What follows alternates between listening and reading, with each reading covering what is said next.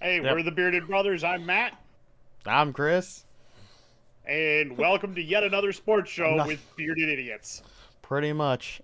Um, as far as history involved goes, I mean, I've watched sports since I was like 12, 13. Mostly football, but I've dived into hockey, a little bit of baseball, a little bit of basketball on occasion, but mostly football. What about you? I never really got into sports as a kid. My dad was huge into them. Hmm. The dad that raised me was big into them.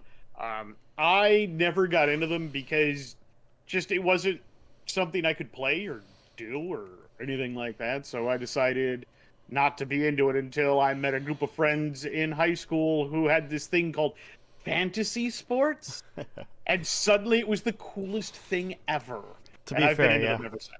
I think that's what drew a lot of people into watching sports. Actually, funnily enough. Yeah, as a kid, you grow up, you look at stuff like I knew who Joe Montana and John Yeah. Elway were and Pete Rose, and still remember the first pack of baseball cards I ever got had Oh a yeah, Pete Rose card in it. of course. So, yeah, so like I collected the cards, but I never really watched. Like I watched the World Series when the Twins won a couple of Right, times, right. And I but think that's true for a lot of people. A lot of fans ended up coming in to watching a lot of sports or football in particular because of fantasy, and it's people that maybe would have watched a couple of games here and there, or maybe would have watched the Super Bowl. Like there's a lot of people who watch the Super Bowl but nothing else. But people who engage in that fantasy aspect want to watch their players do well, and so then they're more likely to be enticed into watching, right? So I think that I brought got in a in. lot of It eyes. started. I started with fantasy basketball, and every morning we would go to the school library and crowd around. And did you have the newest paper? Oh, how did so and so do last night? Give me their stat Right? lines. Exactly. Yep. That's So, exactly what it was. And then when I went away, I spent a semester in college with a friend of mine, mm, and we did fantasy football, and we would watch the Vikings. I still remember I got to watch them that '98 season. The first time we won in Lambeau with Moss. oh yeah, yep. Oh, it was amazing. Yeah, unfortunately, I was a little young for some of those moments. I didn't get to personally witness them. I all had to watch them secondhand, either on YouTube or through memories of other people. I have some good memories of that time. Oh yeah. I distinctly remember where I was when we lost to Atlanta that year. Oof. Yeah, I've heard stories of that one. That was. I distinctly remember where I was. I was listening to that on the radio. I was working for one of those like WIS. Do you know what WIS is? No, I don't think so. Oh, is that They like do a? Go ahead. inventory counts. Ah, okay, gotcha. So it was like one of those companies like that, and we would go into like a hardware store or somewhere and count things. Oh, We gotcha. counted everything. Like if you've ever been to a hardware store, Yeah, like if it's a closed box, you're fine. But if that box is open, you got to count you everything. have to count every single Yep. nail in the box. Yep. Pain. But they had the Vikings game playing on the overhead, and so I Oh, distinctly okay. remember where I was and what I was doing when we lost that game. I was a little unhappy. Fair enough. Yeah, I don't think a lot of people enjoyed that one, and but at any case, I mean the fact that fantasy sports in general can bring a lot of people in that maybe weren't interested at first. I think is very important. I think the league thinks that's very important, obviously, because they push that stuff all the time of themselves now. They actually do, but So they push the same thing with the betting. stuff. It's the Yeah, same aspect though. Before they couldn't push that, and now all of a sudden now they're allowed to start pushing some of that. So they just see another thing that they can push on top of. Before it was fantasy, now it's betting. Now they're trying to push both at the same time. I mean, I think there's a reason why the league is trying to look at expanding, and there's been rumors for that for happening for a long time. And I think it's coming. I think international football is coming at some point. I would like to think so, but the London games are already such a problem. I can't see us trying to play in Germany and Russia and Italia and everywhere else. No, The logistics of such a thing would be well, not quite yet. I'm thinking internationally. I think as far as what I mean is the first ones that you do are going to be like Canada and Mexico, right? I think those are going to be the obvious first ones.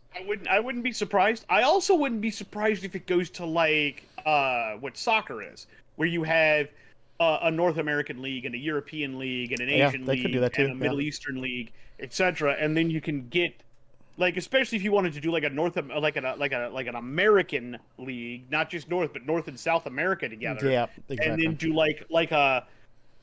like a European league, and then the champion of each of those leagues meets to determine the world champion. That would make sense. Yeah, yeah. I think something like that's going to happen. I think, like I said, I think international will probably start with Canada and Mexico, and then they'll branch out from there. I know 100% it's agree. huge. I know it's huge in the UK and in Germany right now. Like it's becoming very, very popular in those areas.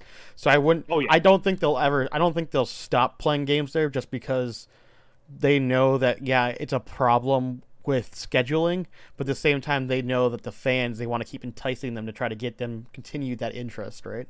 Because they do want to eventually expand in that market at some point. Oh, So, I 100% agree with that. I think that's something that they're going to work on. I think that's something that's pretty big. Do we want to get into any more of our backgrounds at all? you know, as much as this is another sports podcast show, we're both predominantly football fans. We both watch football the most. Well, I also am a huge, as Yeah, you see here, you are a huge hockey as well. Yes. and that's been very recent for me. Yeah. For a long time, I kind of ignored hockey, and then very recently, I've started really getting into hockey. You can thank this guy right here, number 97, Kirill the Thrill Kaprizov, for that. And now I'm like hockey, fantasy hockey, this, hockey that. Yep. Like I've gone total puckhead. Exactly, and so that's what I was about to say is that we both connect on football very well, and that's what I think. I bring mostly football. Mostly football, but you also can bring hockey. I only know a little bit of hockey, so when it comes to what we're both bringing to the table, I can come up with segments or ideas for football, just as much as you can. But when it comes to hockey, I got very little. I watch a little bit of playoff hockey, and that's about it. So I don't keep up with rosters. I don't keep up with roster mania. I don't even keep up with the news or any of that. Which I do that with the NFL draft. NFL draft, I'm full in. I full send that shit. Absolutely. And maybe if this gets big enough, we'll do a live watch along. Oh, that'd be great. Draft. That'd be great. Oh yeah, that'd be fantastic. Maybe at some point, right? And it'd be fun to even do the maybe even the baseball lottery or anything like that, right? I haven't followed a lot of that stuff, but it might be fun to do. I don't follow a lot of baseball anymore, but it'd still be interesting, Yeah, same thing, hockey. It'd be fun to kind of pay attention, try to get into it a little bit more, and that's one of the other reasons I wanted to get into the whole podcast thing is get into the other sports, try to see what other fans are saying, see why other people like to enjoy watching, and also it allows us to get feedback from other people as well, right? Different ideas, right? It's another sports podcast show. You can get this type of content just about anywhere. I mean, think about what we're doing. Colin Cowherd, you could argue that's definitely a sports podcast show. I mean, he sits on a desk, he reports on sports stuff, right? It's a sports podcast show. Absolutely. So the difference between one sports podcast show to another is simply entertainment value, right? And so my hope is that we bring a different edge, a different type of entertainment, a different type of sphere that you don't get elsewhere, that maybe will bring people in, or personalities. I don't know. We're both pretty outspoken and loud personalities. We're both kind of weird. This podcast right now, you're probably looking at these two bearded weirdos going, "What?" Like if you want fights and arguments and you think that's fun, kind of like Skip and Shannon, I promise you're gonna get that here. Now I will point out that nothing that gets said here, because this is something I kind of wanted to hit on very early. Oh yeah. Nothing that gets said here is going to be a personal attack. No, I'm not going to attack my brother, and we should point out we are biologically brothers. Yep. I am older. He is the younger brother. I should also point out we did not grow up together. I don't think we met until I was in my 30s. So yeah, I think that's about right. That's just about how it worked out. I was adopted. There's a long story to that. Not the time to tell it. Not worth the time. Not worth the time to tell it. But we're not going to attack each other personally. I don't mind attacking his opinions, and I don't mind attacking his takes, and I don't mind attacking his arguments. Mm-hmm. But that's where it's going to go. Nothing here is a personal dig at either of us. And if you're joining us and want to be part of the community and everything else that we're going to try to build here, we would appreciate if you would hold to those same kind of guidelines. Don't attack people, attack arguments, attack opinions. Exactly. And remember, if somebody attacks your opinion, it's your opinion, man. Everybody's allowed to have a different one. It's just kind of the way the world works. Listen, everyone's got a butthole for a reason, all right? Your opinion is not you. No. Allow your opinions to change, and allow that other people will have a different opinion from you. Just gotta keep your mind like open, man. You really gotta keep your eye open, man. But that's really what it is. Don't let your opinions define who you are. I mean, your collective of opinions can be part of who you are, but don't be afraid to overanalyze something and decide maybe I should take a look at this stance again and make a change to it, or maybe do I need to analyze this again because of new information that came to light. There's always a reason to be constantly checking yourself as well as arguing against another person, right? Exactly. Build a loop like that into your life where you can make up new decisions and allow new information to enter your mind and be part of who you are. And when you do that, the things that you do that with, when that happens, I think you'll feel a lot better, and I think you'll be able to understand and open your mind a little more. I know we sound a little hippie when we say that. Like, far out, man. But no, honestly, that's something. It's very similar to what I got taught in the Army. UDA, observe, decide, act. Exactly. Now, with the best transition in the world, you want to talk about power rankings and see how that goes? Do you want to do the power rankings, or do we want to do the Vikings Corner first? Ooh, I want to hold for Vikings Corner at the end because I want to make it clear to people that we have already watched the Vikings game. We have finished that game. We haven't watched any other games. So any other games that happened today, as of Saturday the 17th, we have finished the Vikings game. We have not watched anything else. So any predictions we give will be from that point forward. All right. So, but I want to go to power rankings because this one is where I think I think this is a good one to start off with. Yeah, if there's going to be a fight, this is where it's going to happen. If there's going to be an argument, we're going to do it here. And you know what? Why not start out with some excitement and some bang for people that want to actually watch this? Okay. All right. Do you want to do it? Do you want me to do one and you to do one, and then me to do one and you to do one? We can go. One per list. I kind of like the idea of going 1 for 1 back and forth. 10 up. All right, 10 up. 10 up. What do you got for number 10? All right. At number 10, this is the one that I'm probably going to get the most crap for, but just based on... Go for it. I'm curious. Just based on how they've been playing, and based on the culture the team seems to have embraced, and how they've just overall, especially in the past several weeks, I'm taking a team with a losing record just because I feel like they're on the rise. I feel like they're dangerous, and I feel like if you sleep on them, even at a 7-6 team, this 6-7 team will still get you. And that's going to be the Motor City Kitties, the Detroit Lions. The Detroit Lions, okay.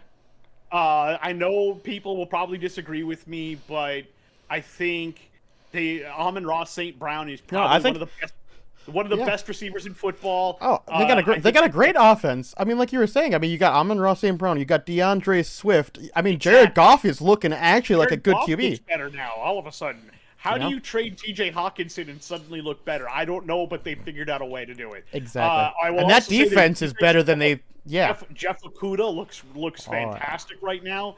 I think they've got a real winner in the kid from Michigan. And how do you play for Michigan? Grow up basically grew up a Lions fan and then get drafted. Aiden Hutchinson drafted. Oh yeah, it's great. I think the team and the culture they've built there is. I think you got an amazing culture. It's funny because I remember back when they started to rebuild that culture with Dan Campbell when they brought him on. Everybody wrote that guy off because his starting speech was so out there, so left. I wanna bite their kneecaps off. But that's the thing. I love that mindset, that idea of we're gonna beat you in the trenches. We don't have to have the best players in the world, but we're still gonna beat you on the line. And if we can beat you on the line, we can do anything. Exactly, and I think that's the thing. I love that from Dan Campbell. I loved the intensity, and I was like, if that rubs off on his players, just that never say die, grind you into the dirt, we're gonna outwork you. That's that mentality that I really have nothing but love for. I think it's an amazing mentality to have, and I think that them doing that, I think overall, I think that helps quite a bit. But that's my number 10. Yeah. Detroit Lions are my number 10. It's actually a fair pick. I don't actually disagree with you. I do not think that's actually a bad 10 spot. However, it is not my 10 spot. My number 10, I'm sure, is going to rile up. There's either going to be people who are gonna very much agree with me, or there are going to be people who are going to vastly hate what I got to say. But I'm going with the boys in Jacksonville. I'm going from Duval, Jacksonville Jaguars at number 10. Because here's the thing, actually, like, are they an amazing team? No, they're not amazing. But here's the thing, and the one thing I said at the beginning of the season is that they are one of the most improved teams, because people want to. I heard at the start of the season, even at the beginning of the season, that people were saying that Trevor was a bust. There's no fucking way. I mean, you look at what he had to play with last season, and you compare that to what he's doing now. It's very clear last season basically meant fucking nothing, because he's already had massive improvements this season. You're exactly right. I've watched him in fantasy. I haven't picked him up in fantasy for a little bit, and I do have Zay Jones, one of their receivers in fantasy, and he's had some big games, and I think they're improving. And then they went out and they made the trade for what's his name from Atlanta? I'm sorry, my mind doesn't always work. The one Julio. who suspended all season. It wasn't Julio, right? Julio? No, that was Calvin Ridley. Oh, Calvin Ridley. That's right, because Julio's with never mind. Yeah, no, Julio's in Tampa now. Tampa, yep, that's right. So they went out and they got Calvin Ridley. Yep. Who can't play this season. No, but he's gonna be good. He's gonna be good. Yeah, and Etienne is coming along. Etienne, yep, I love him. Yep. They traded away the other backs, so they obviously said Etienne is the guy there. Yep. Robinson went up to New York. Yep. And they're not planning on him. And what's his name? Is it Roquan Smith? Trayvon Smith, or whoever it was that they picked up in the draft? I can't remember, but the number one overall pick. Yeah, I think it was Trayvon Smith. Trayvon Smith. I think so. He looks amazing. He looks a lot better than what anybody thought he might be. They knew he had huge upside, but there was always the question of how he was. How much? And I think he's translated very well. Yeah, it took him a little bit, but he's gotten there. For putting them there, I think if I were a team now and they were in the playoffs somehow, I'd be very worried about them. Yeah, because they're not because they're getting hotter as the season has been continuing. The further it's gone, they've gotten better and better. They started really cold, not really knowing each other, and now they have gotten ultra hot, and I think if they could continue that into next season, I think this is going to be a team to worry about. Oh yeah, I agree with you on that one. So I can't disagree with you at all on that whatsoever. Fair enough. Fair pick. Both of us went with losing teams for our 10th overall pick. I think that's interesting. Yep. I know you're probably going to catch some flack, but I cannot be angry at you for that. I think it's a decent pick. Right. All right. So my number 9 team. My number 9 team started hot this year. They started just smoking on fire. And then they've kind of fallen off, but they've had to deal with some injuries. Their quarterback's been in and out. There was talk that he was a bust. Then there was talk that, oh no, now he looks good. And if you haven't guessed by now, my number 9 team calls the state of Florida home and the city of Miami home, and they are the Miami Dolphins. Interesting. The Dolphins at 9. The Dolphins at 9. That almost feels a little. Honestly, that feels a little disrespectful. I'm not gonna lie. I'd have them higher. I get that.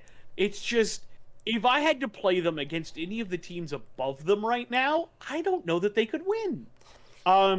They felt off recently, and I don't know if it's because of the injuries that Tua has struggled through, and I don't know what it is. And Waddle has kind of fallen off. He started jet hot next to Hill, and then he's kind of fallen off. So that's kind of where I'm at. I'm kind of curious now at this point. Where did that offense go? What happened to it? If they could find it again, I would certainly be willing to move them back up. But currently, the way they've played recently, they just they feel flat to me. Well, they're kind of falling off a little bit, and it worries me. Well, I think personally they've kind of run into several different issues, right? They dealt with some injuries, which definitely didn't help, um, especially early on, and still now they're still dealing with some injuries. And on top of that, the latter half of their season I think is just tougher than the beginning half of their season, and so in general they're playing much harder opponents, in my opinion.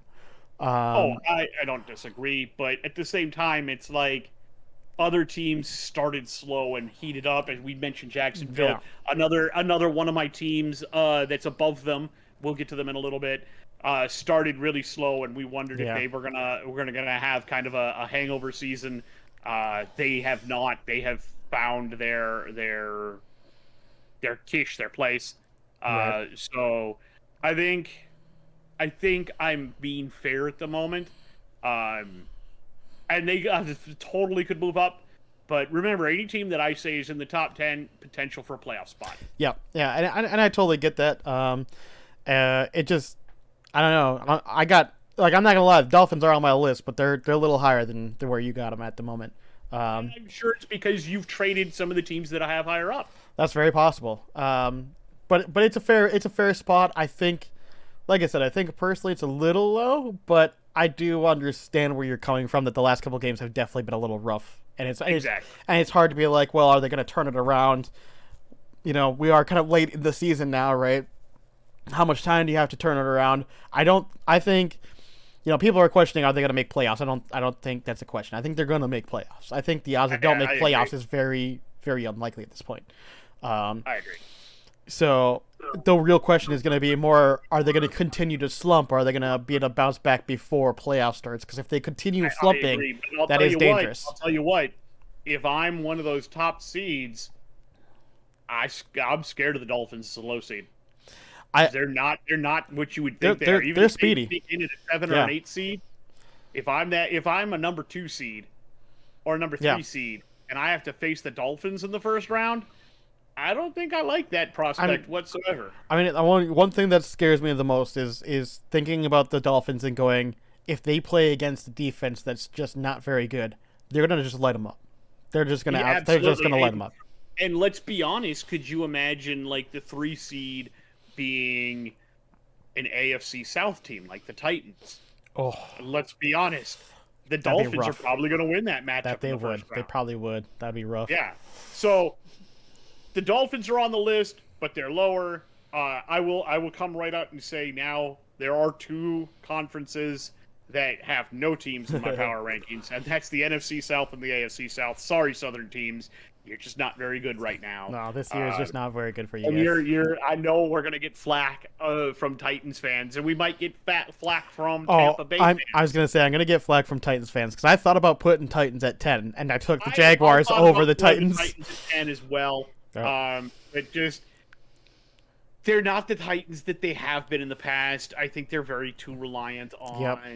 on the running game. But you have a fantastic running game, but for how Exactly. long? Exactly.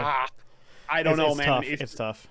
I think you're starting to And see then- the and then- downslope of it now. Well, even then, I was gonna say you watch Derrick Henry now versus last season or even the season before that, and you can tell like defenses have starting to read like how you take out Derrick Henry. Well, it's Like- not even just that. It's But if well, you don't but it have kind a of is. passing game. They But don't it- have a passing I game. was gonna that say anybody that's what I'm respects saying. anymore. You have no passing game, and you're relying so heavily on Derrick Henry. But defenses are going, okay, well, if we just stack up on Derrick Henry, they got nothing. Exactly. You traded away AJ Brown, who was obviously Your best far and player. away your best receiver. Yeah, And now nobody has to respect your passing game. No. So without respecting your passing game, goodbye. the closest, the best player they have on the passing, I think, is like probably Robert Woods. And Robert Probably. Woods is not a wide receiver one. He just isn't. He's maybe a wide receiver If 3 Robert at best, Woods is maybe a wide receiver one, 2. you're in trouble. Exactly, and I think he is. I think that is their wide receiver 1. I don't know who else it would be. And They hoped. I think they hoped the rookie that they picked up in the draft would maybe, but he's not there now. not. No, he's Not there now. No.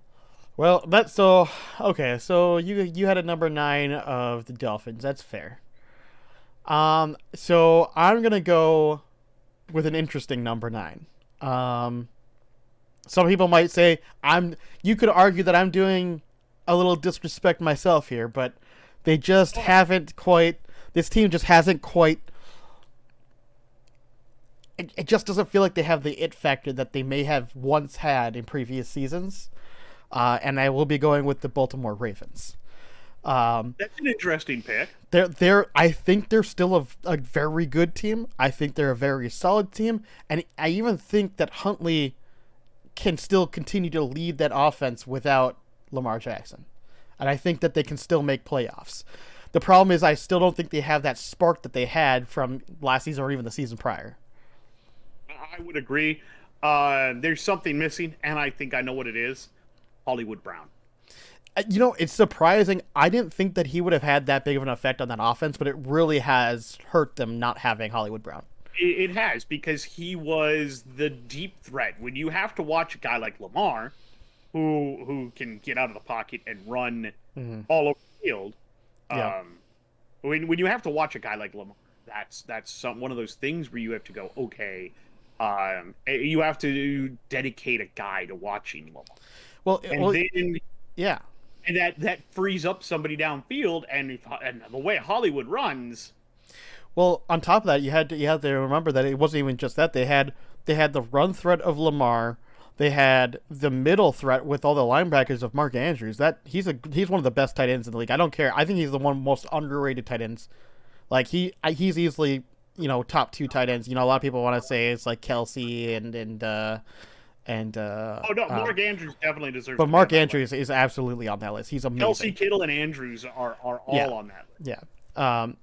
But he's that midfield threat because he can catch it just from about anywhere midfield. And then you had Hollywood Brown, so they had to cover all 3 spaces. Well, realistically, you just can't do that all the time. So when you lose out on one of those threats, well, now they're going, okay, you don't have a deep threat receiver anymore, so we can just stack up in the middle and close. Exactly, and that's, I think, always been the problem with the Ravens. And then you've also got the thing of, all right, what's Lamar? Did Lamar play his hardest this year? You didn't re-sign him. He doesn't have a long-term deal. Right? Was he trying not to get hurt?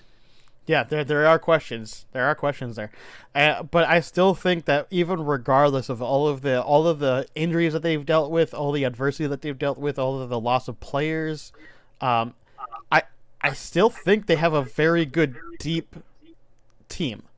Right. They have a fantastic defense too, and their defense is great, and their depth chart is amazing, and that's why I think that's why I put them at my number 9, because I think they're not going to be explosive as anybody in the top 5, but they can still make a good run. Like they're not going to make the Super Bowl. Heck, they're probably not even going to make the championship, but they'll make playoffs, and that would be very respectable for a team like that. I agree. So moving up, my number 8 is the Ravens. Oh, okay, fair enough. I had them one higher than you. Yep. I just feel like the way the Dolphins have been playing lately with the kind of the slumping offense and the slumping play, I feel like if the Ravens were to get, because I don't know, I haven't kept up on the status of Jackson's injury. I don't know if they're expecting him back potentially for the playoffs. I don't know if he's out for the season. Right. Well, here's the funny thing on this. Since we're already doing this, my number 8 is the Dolphins. So, so we just swapped those. We just flopped them. Yeah. So and that's, you know what though, but that shows just kind of how much we think in, I rate the Dolphins slide as bigger than the Ravens issues because I think the Ravens have a better defense. And I can understand that, but I'm looking at it from the perspective of I think the Dolphins have more of their starters, which means I think they have a slight edge over the Ravens. And I can totally agree where you're coming from on that. I don't always agree with it, but I can see where that logic. The logic, yeah, exactly. So I'm just I weigh that a little bit more. Since we're doing that, let's go ahead and move up to number 7. Let's just go to 7. Yep. At number 7, I have this is the team. One of the teams I was talking about where we kind of thought at the beginning of the season that maybe there was going to be an issue because they didn't seem to be the same team they were last season. And I'll tell you, my team in this one is one of the teams that made the Super Bowl last season. And they did not start well. And it is the Cincinnati Bengals. Yep. Going with the Bengals and Joe Burrow here. Interesting. Okay.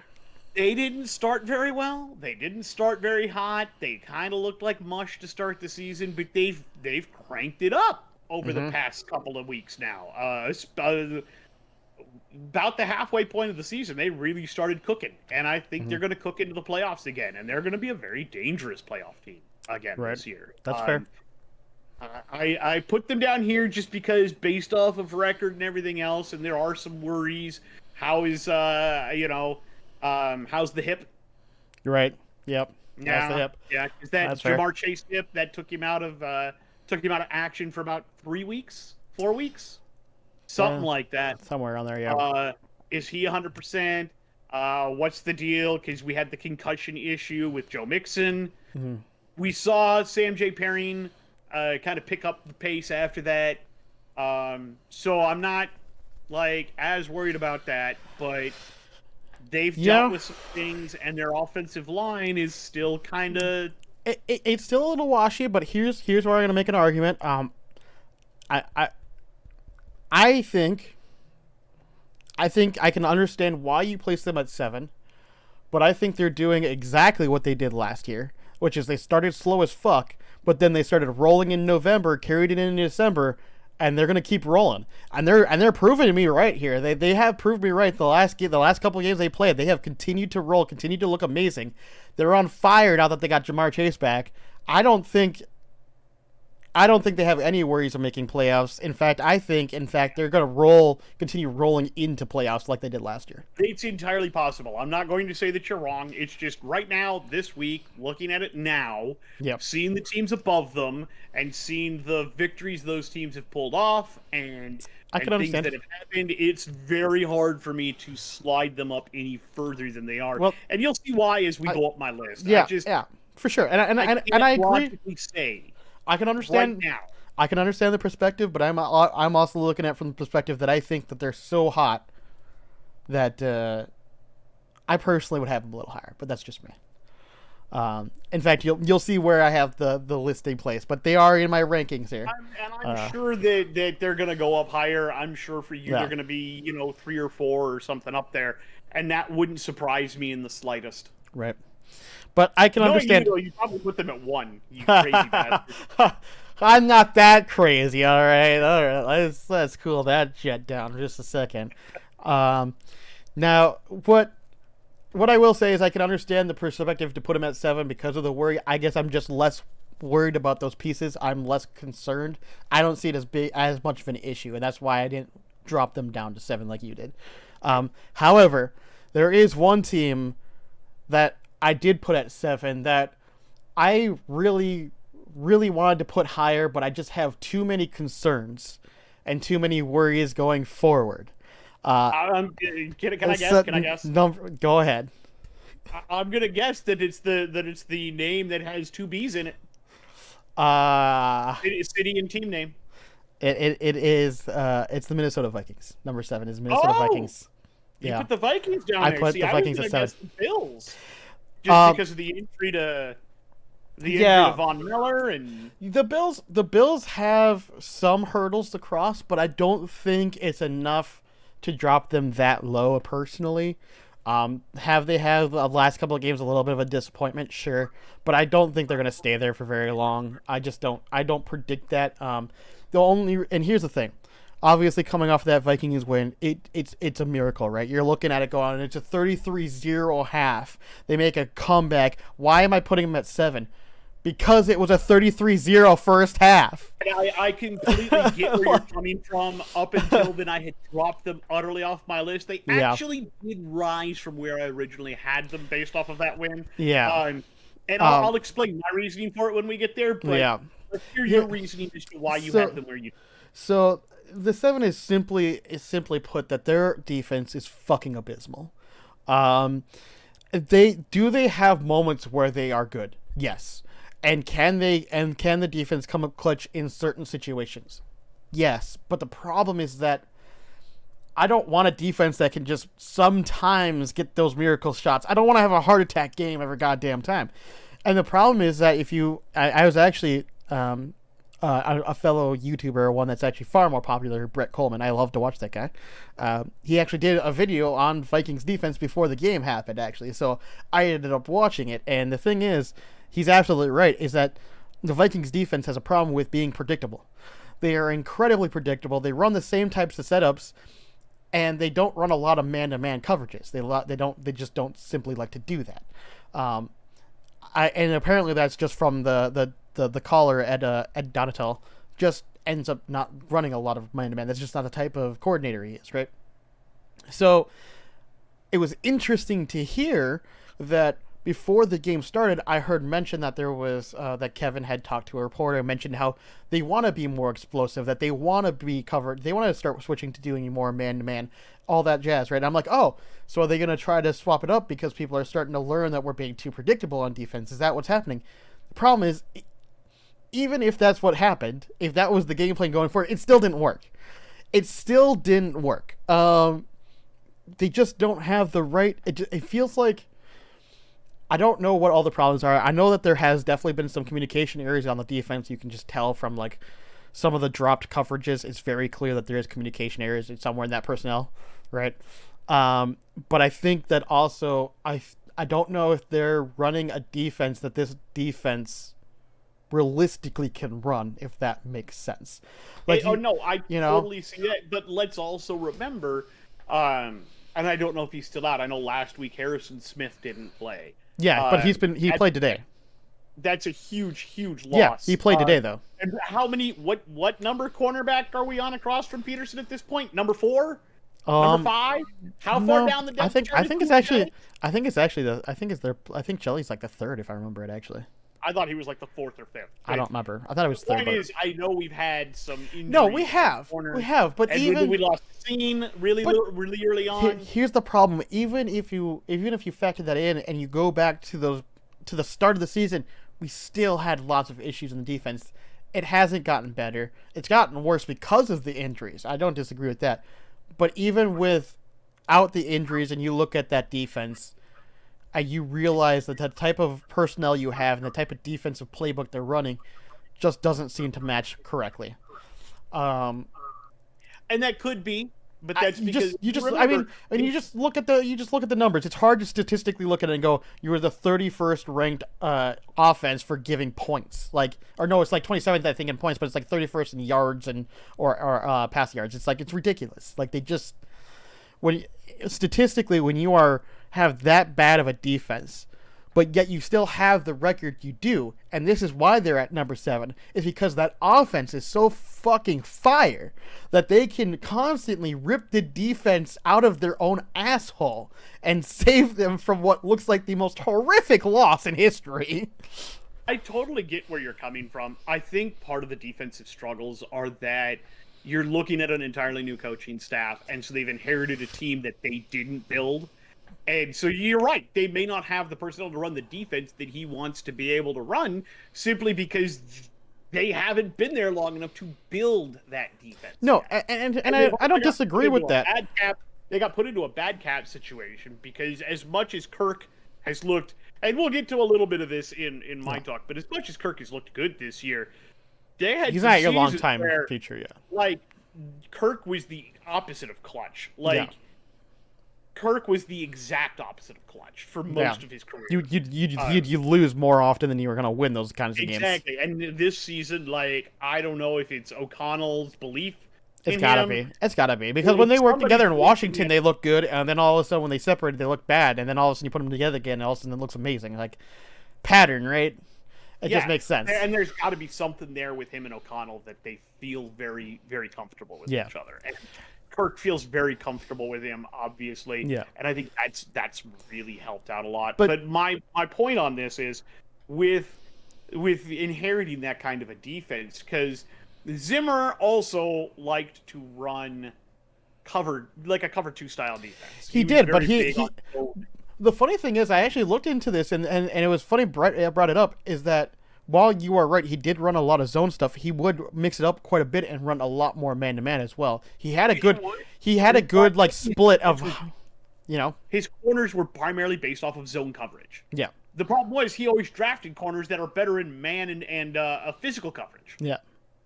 So he never drafted corners that were great at dropping into... they drop it back into the coverage. But here's the thing, and I totally agree with you 100%. The thing is, while they inherited basically what you would call a defense that they didn't build, or a team they didn't build, it is their job to look at the pieces you have and build a scheme that works for the pieces you have until you can build what you actually want. You can't force a square in a round hole is basically what I'm trying to imply here. I think while you're right, they ended up inheriting this. I still think it is the job of Ed Donatello specifically, who runs this defense, because Kevin's the offensive mind, so he's expecting Ed to be able to run that defense. It's Ed's job to be able to look at the pieces he has and properly scheme it, and I just don't think he's doing that. I think he's trying to fit a square into a round hole. And it's only working, and the only reason that no one's really criticized him more about it is because our offense keeps pulling them out, and the defense does just enough of what they're good at, which is ball hawking, enough to basically save his skin as well. But if you look at most of those games, our defense is just letting up way too many points. Don't get me wrong, it's very clearly a bend don't break defense, but it's the bend is almost fucking going all the way circular around. It's almost this tail, snake eating its fucking tail, I can agree with that, and I can understand where you're coming from on that. All right, are we done eviscerating the Vikings at the moment? I'm done shitting on their defense. We can move on. Okay, we can move on. So number 6 for me. I'm going to get shit for this because of where I live. I'm flat out going to say I'm going to get shit for this because of where I live. So I should point out, Chris lives up in Minnesota. I live down in Texas. All right. I'm going to get shit for this. Do it. The Dallas Cowboys. You're putting them at 6. All right.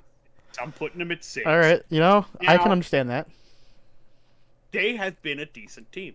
They have. They have really good this year. Hold on a minute.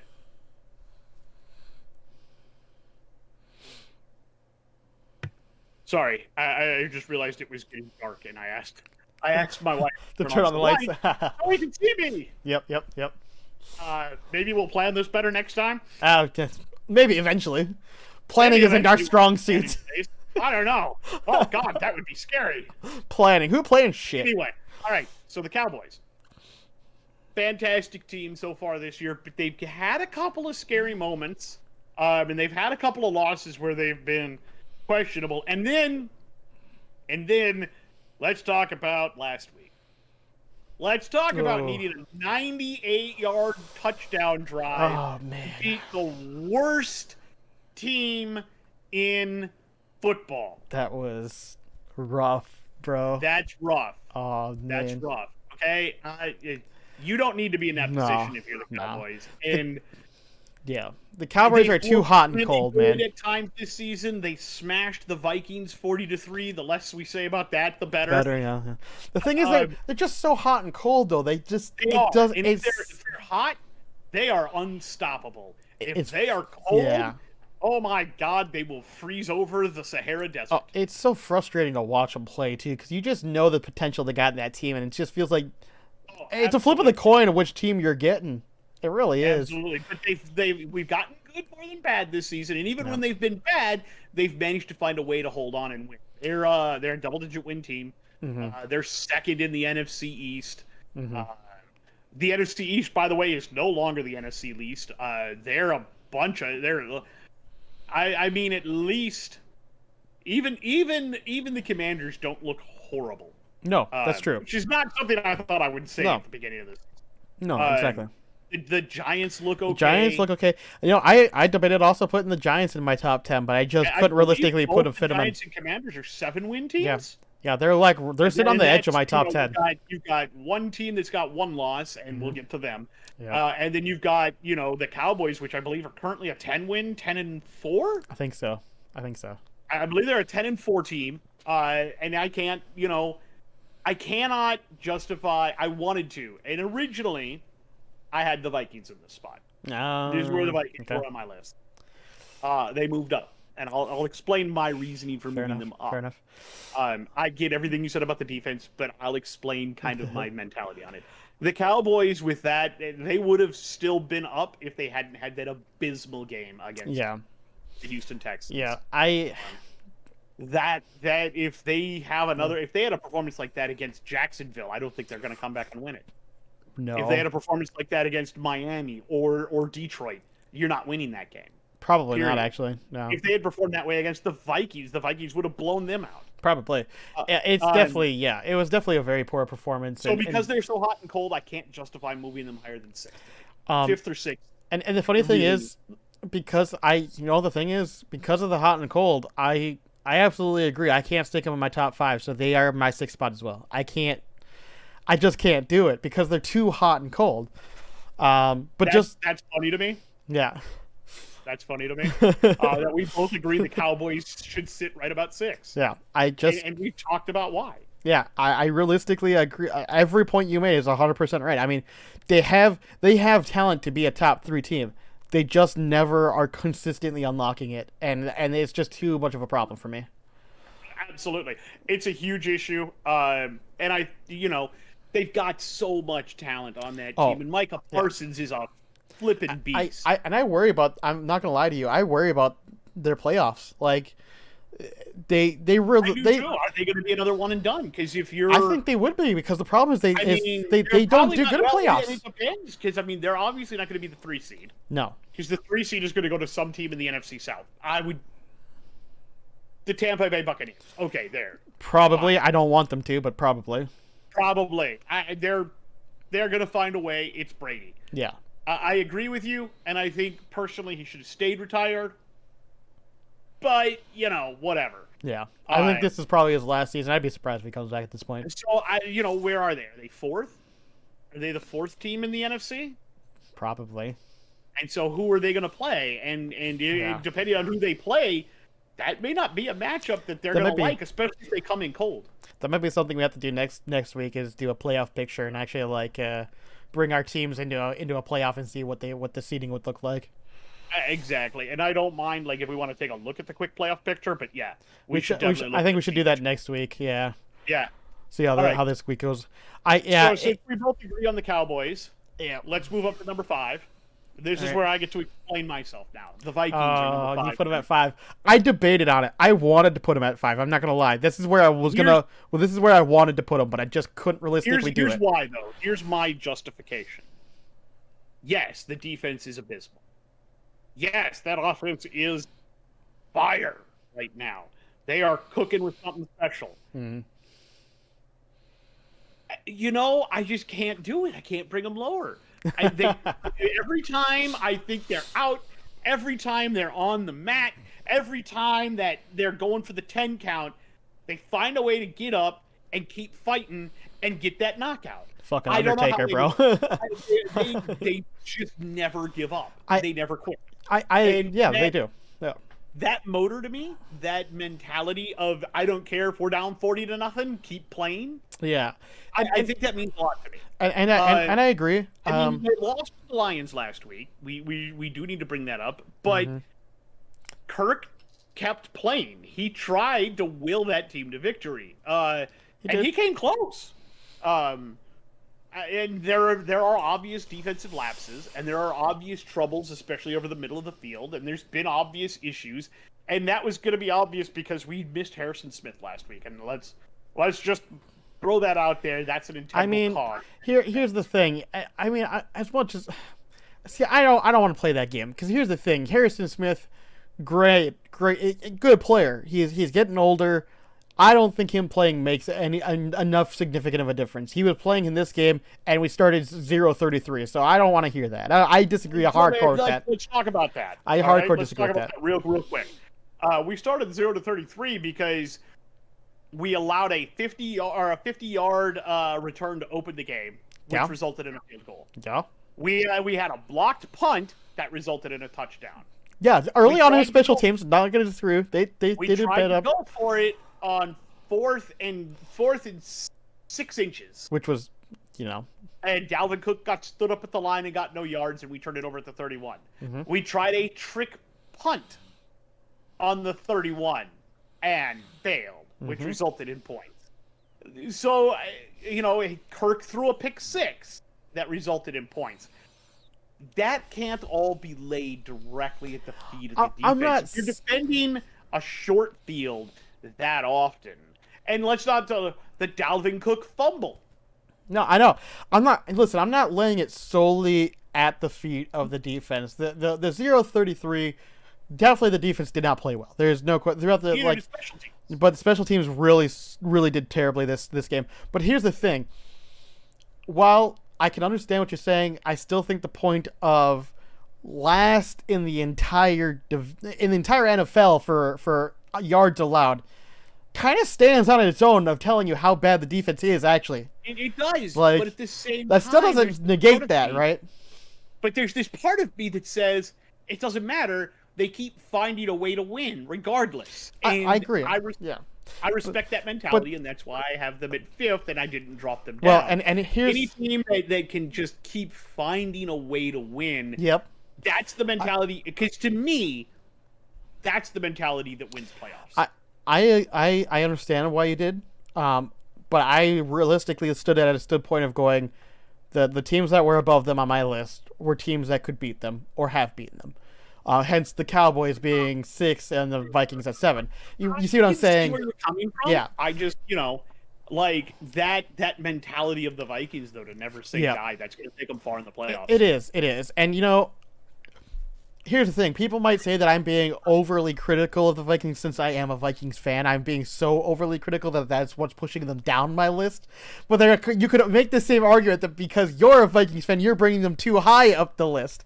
So and you could argue they're actually somewhere in the middle. They might be actually at a 6 or some shit. Who knows? Probably, and that wouldn't surprise me. And kind of my viewpoint on it just a little bit is you have them lower also because we're Minnesota sports fans. My natural inclination was to put them lower. Right.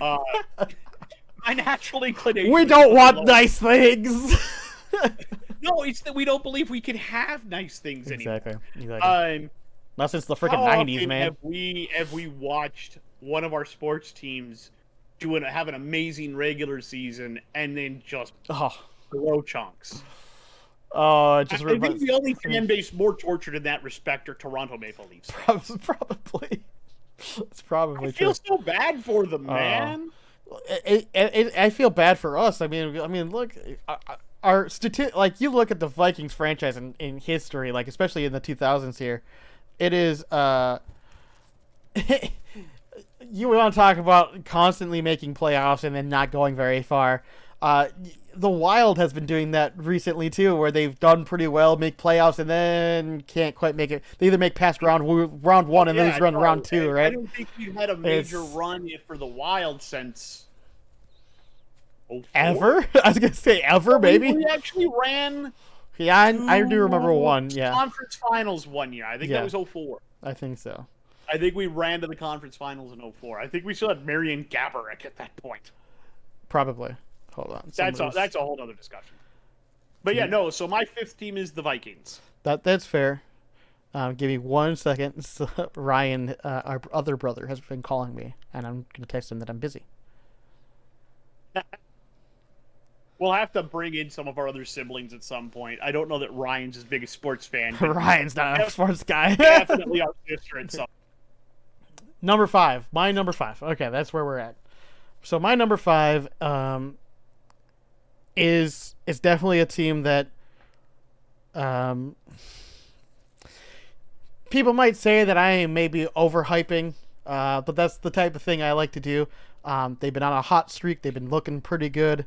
Started very cold, but they're my Cincinnati Bengals. Let's go. Number 5. So, again, this is one of those things where we flipped teams again. I had the Bengals below the Cowboys, and you have them above the Cowboys. Yep. You put the Vikings just below the Cowboys. Yep. I put them above the Cowboys. Again, this is one of those things. We're thinking in the same lines. We're just rearranging the order. Yep. My Joey B, bro. He is looking so good. I swear that kid just lights it up in winter. He just loves the winter. I don't know what it is, but that's when he starts firing up. Isn't he from? Did he grow up in Ohio? He grew up in Ohio. Yeah, he grew up in Ohio. Then he went to LSU. Yep. But also Ohio State too. I think he transferred to LSU. He transferred. Yeah, he did. Yeah, he did. I don't remember if he was from. So there's something about the cold weather that gets that kid motivated. He just fucking gets moving. He loves that cold weather. I don't know what it is, but that's my number 5. I mean, we've already kind of talked about it.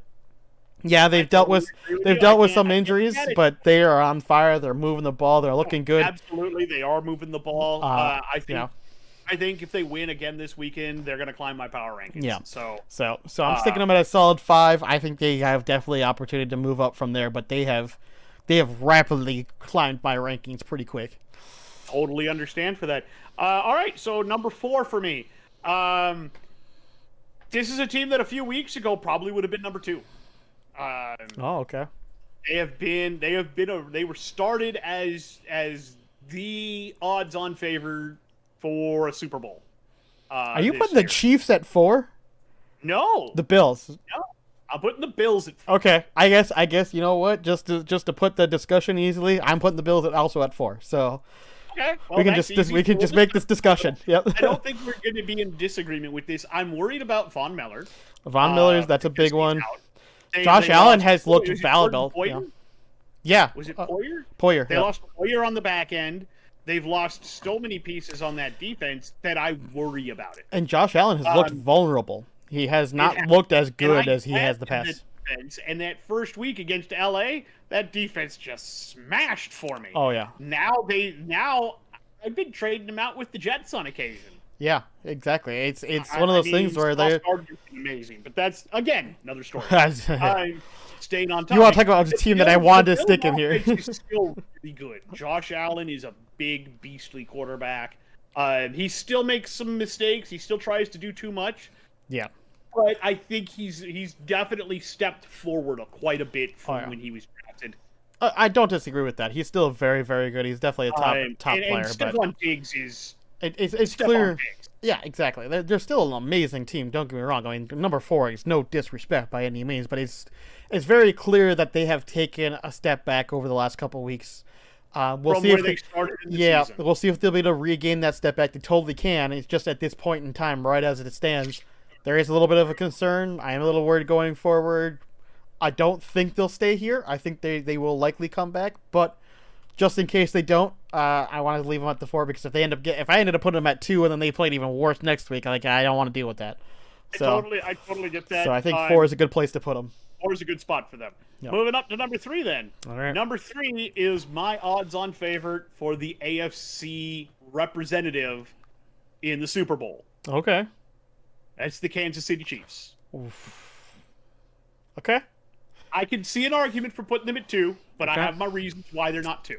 I can also see an argument for putting them at 1, but I definitively have an argument for why they're not 1. That's where I think our discussion's going to get interesting.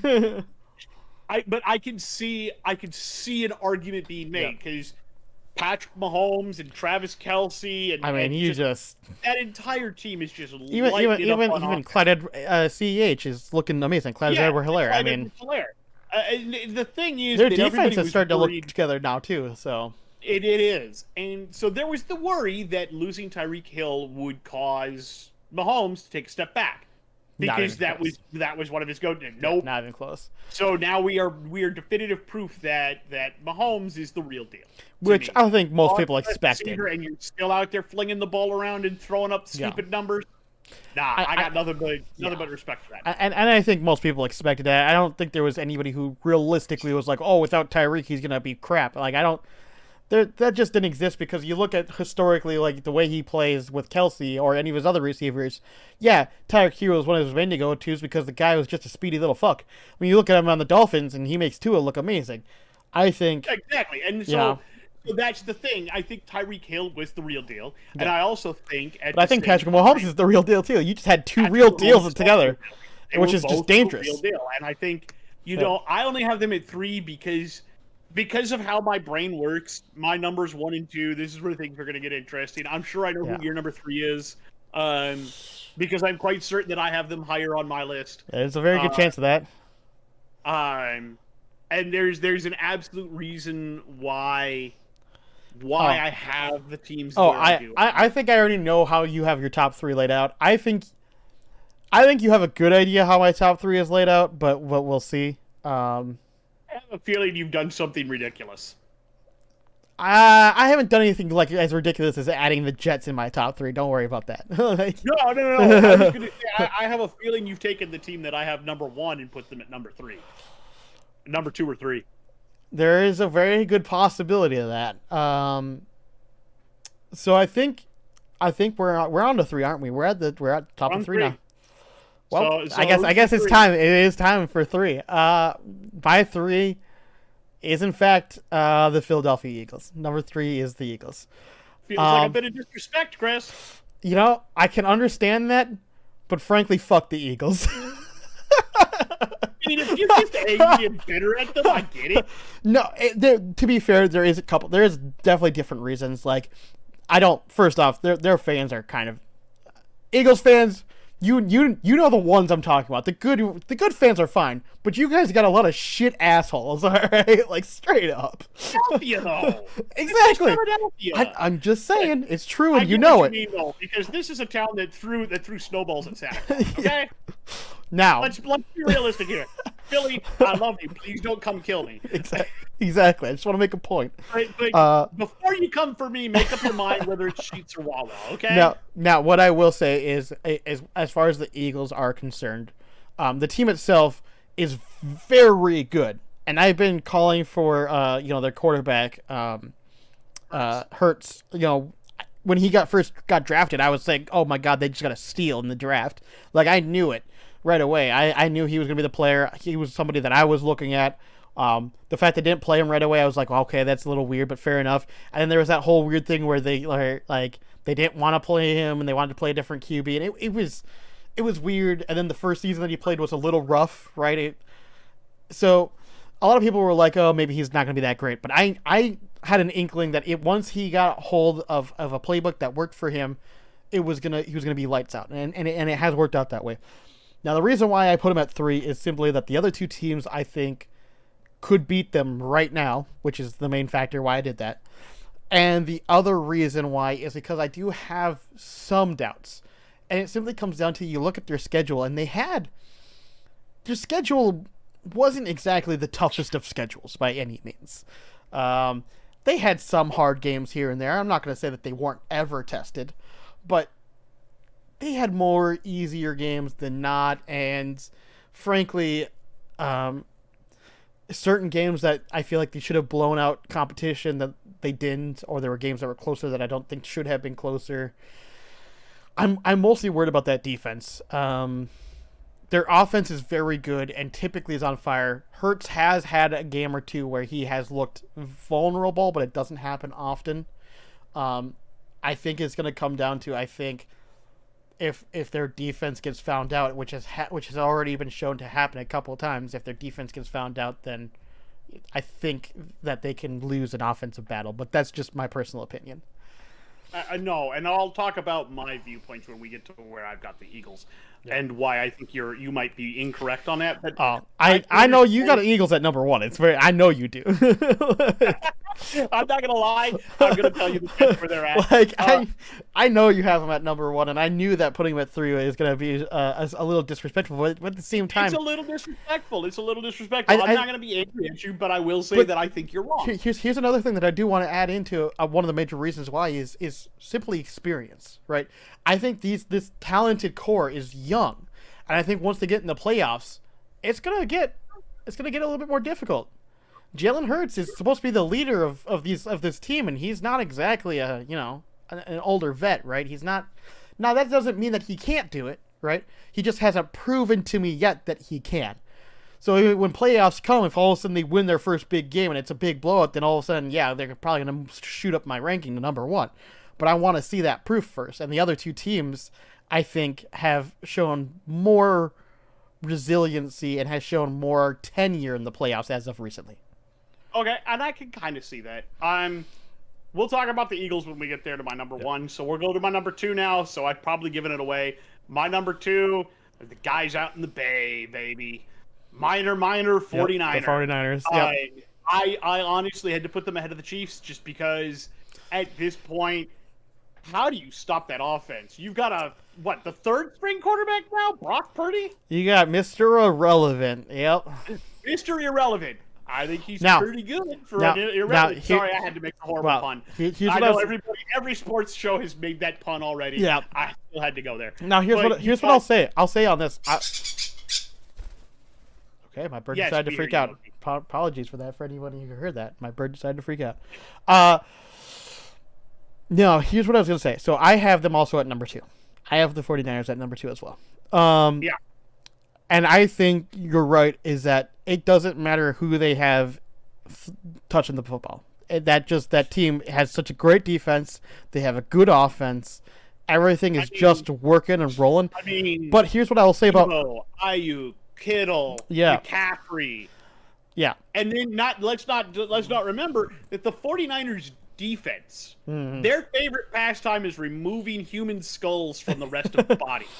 Exactly. That is a defense I don't want to mess around with. That defense is coming for you. Now here's what I'll say is I 100% agree with you on this. I agree on the standing and I agree on the point.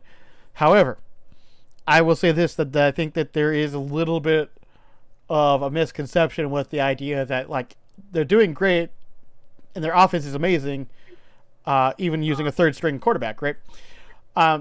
There's a couple things I want to add to that. Brock, is it Brock or Rock? I think it's Brock, right? Brock Purdy?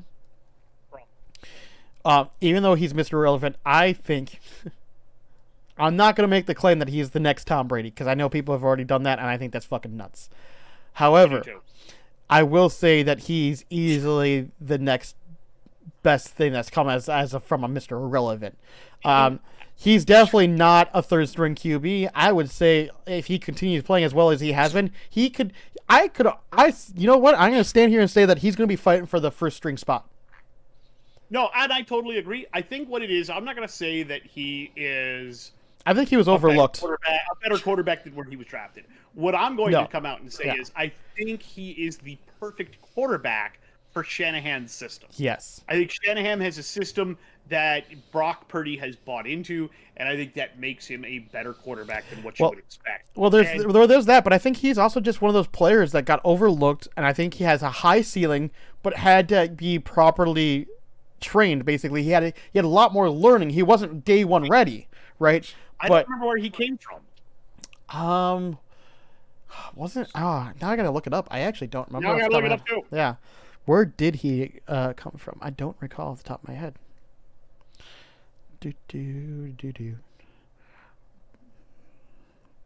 Brock Purdy. Iowa State. He came from Iowa State. Interesting. And so Iowa State isn't known for producing quarterbacks. So and mostly they're known for running, and it's not like they had a great college career. So it's entirely possible. Actually, I think he had a decent college career. It was nothing like glamorous or nothing, but I think it was solid. That's what I'm saying. Is that and judging a quarterback in college is so hard. It's difficult. Like I've always said that I think they do it completely wrong. I honestly value accuracy over arm strength because I feel like you can get. I feel like you can get stronger, but accuracy is much harder to teach. Well, I was gonna say it depends on the situation because there is because stronger isn't necessarily. You can gain strength, but not gain any arm strength, if that makes sense. And I can agree with that. So there is some give and take there. That were drafted purely on their intangibles and their arm strength. I mean, if you're gonna go back you would never have drafted Josh Allen then because that's what he got drafted for. Jamarcus. Jamarcus Wilson too. Yeah, but I was gonna say you could. But I mean, but you could make the argument that Josh Allen was drafted the exact same reason though. And everything else, but that's a whole other side of things. Yeah. So your work ethic can really make a difference on that. And I was gonna say I think that's what it was for Brock Purdy. I think Brock Purdy is someone that is similar to Tom Brady, where he's not necessarily the most athletic person, but he's got a good mind, he's got a good football sense, and he's willing to put in a lot of time to make things work. And I think he's proving that. No, I can agree with that. I can see that. That makes sense to me. I'm not even angry about that take. But again, that defense and then the rest of that offense is very scary to me, and that's why. 100%.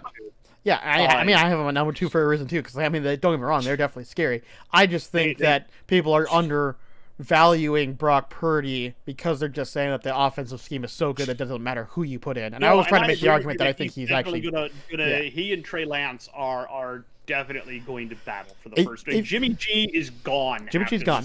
If you were to be Purdy and Lance are going to. Here's the thing. Honestly, my feeling is that somebody said it, and I forget who said it. I I probably heard it from Skip and Shannon, if I'm going to be honest. Um, who knew? But one of them, I think, said that you don't trade all the stuff that you traded to get Trey Lance and not give him another chance because he's played what, one game and got hurt. Yeah, You got to really see what you got in him because there's no way you get back what you paid for him right now. No, but here's the inverse of that. If you have a star budding in Purdy, you don't want to trade him away either because he might be your next QB. So now you're stuck going, well, who do I give it to? The guy that we thought was going to be our future QB who we paid a bunch to get. Or do we give it to Purdy, somebody we haven't had to pay jack shit for, who's turning out to be amazing, but we don't want to get rid of him either, and eventually we're going to have to make a choice. No, eventually they will, but that's why I think they're going to use next season to try to evaluate. I think, honestly, if I were to make this choice right now, I think Purdy's going to be the starter, but that depends on how Lance goes in the future, yeah. Yeah, we're going to have to see what the future holds. So let's get to number one then. We obviously know that we flip-flopped spots again. Yep. I have the Eagles at 1. You have the Chiefs at 1. Yes, I do. I have the Eagles at 1 just because you did point out some things, but I will point out that ever since they got beat by the Commanders, Washington laid out a blueprint how to beat them. Either nobody watched that and wants to follow it, or they changed somehow and they know how to overcome that now. Yeah. And I don't know which one it is, but they've been rolling. Jalen Hurts has been unstoppable. They not just offensively but defensively have beaten teams. They can run it with either Jalen Hurts can run it, or Sanders can run it. Yep. They've got 2 great receivers. You've got a good tight end. You've got a great offensive line. I'm not to find a lot of weaknesses with the team, and you don't get to where they are with only 1 loss. No, by being a team that has a lot of weaknesses. I don't disagree. I think they learned from that loss, and I think they've pulled forward, and that's why. And I know you're not saying that they have weaknesses that are super exploitable. No. These top 3 teams literally could be. It's very, very minor. Yeah, it's very minor differences. So here's my thinking to add on to yours a little bit and to also exemplify why the Chiefs are number 1. I mean, besides the fact, Chiefs number 1. Like, there's not going to be a single soul that I can think of that's going to be like, oh, that's such a dumb thing. Like, there might be some semantics being like, oh, maybe I'd take Eagles over the Chiefs, but nobody's going to be like, that's such a dumb choice to have the Chiefs at 1. Like, there's not going to be a single person who's going to say that. So it's a safe pick, but here's the thing.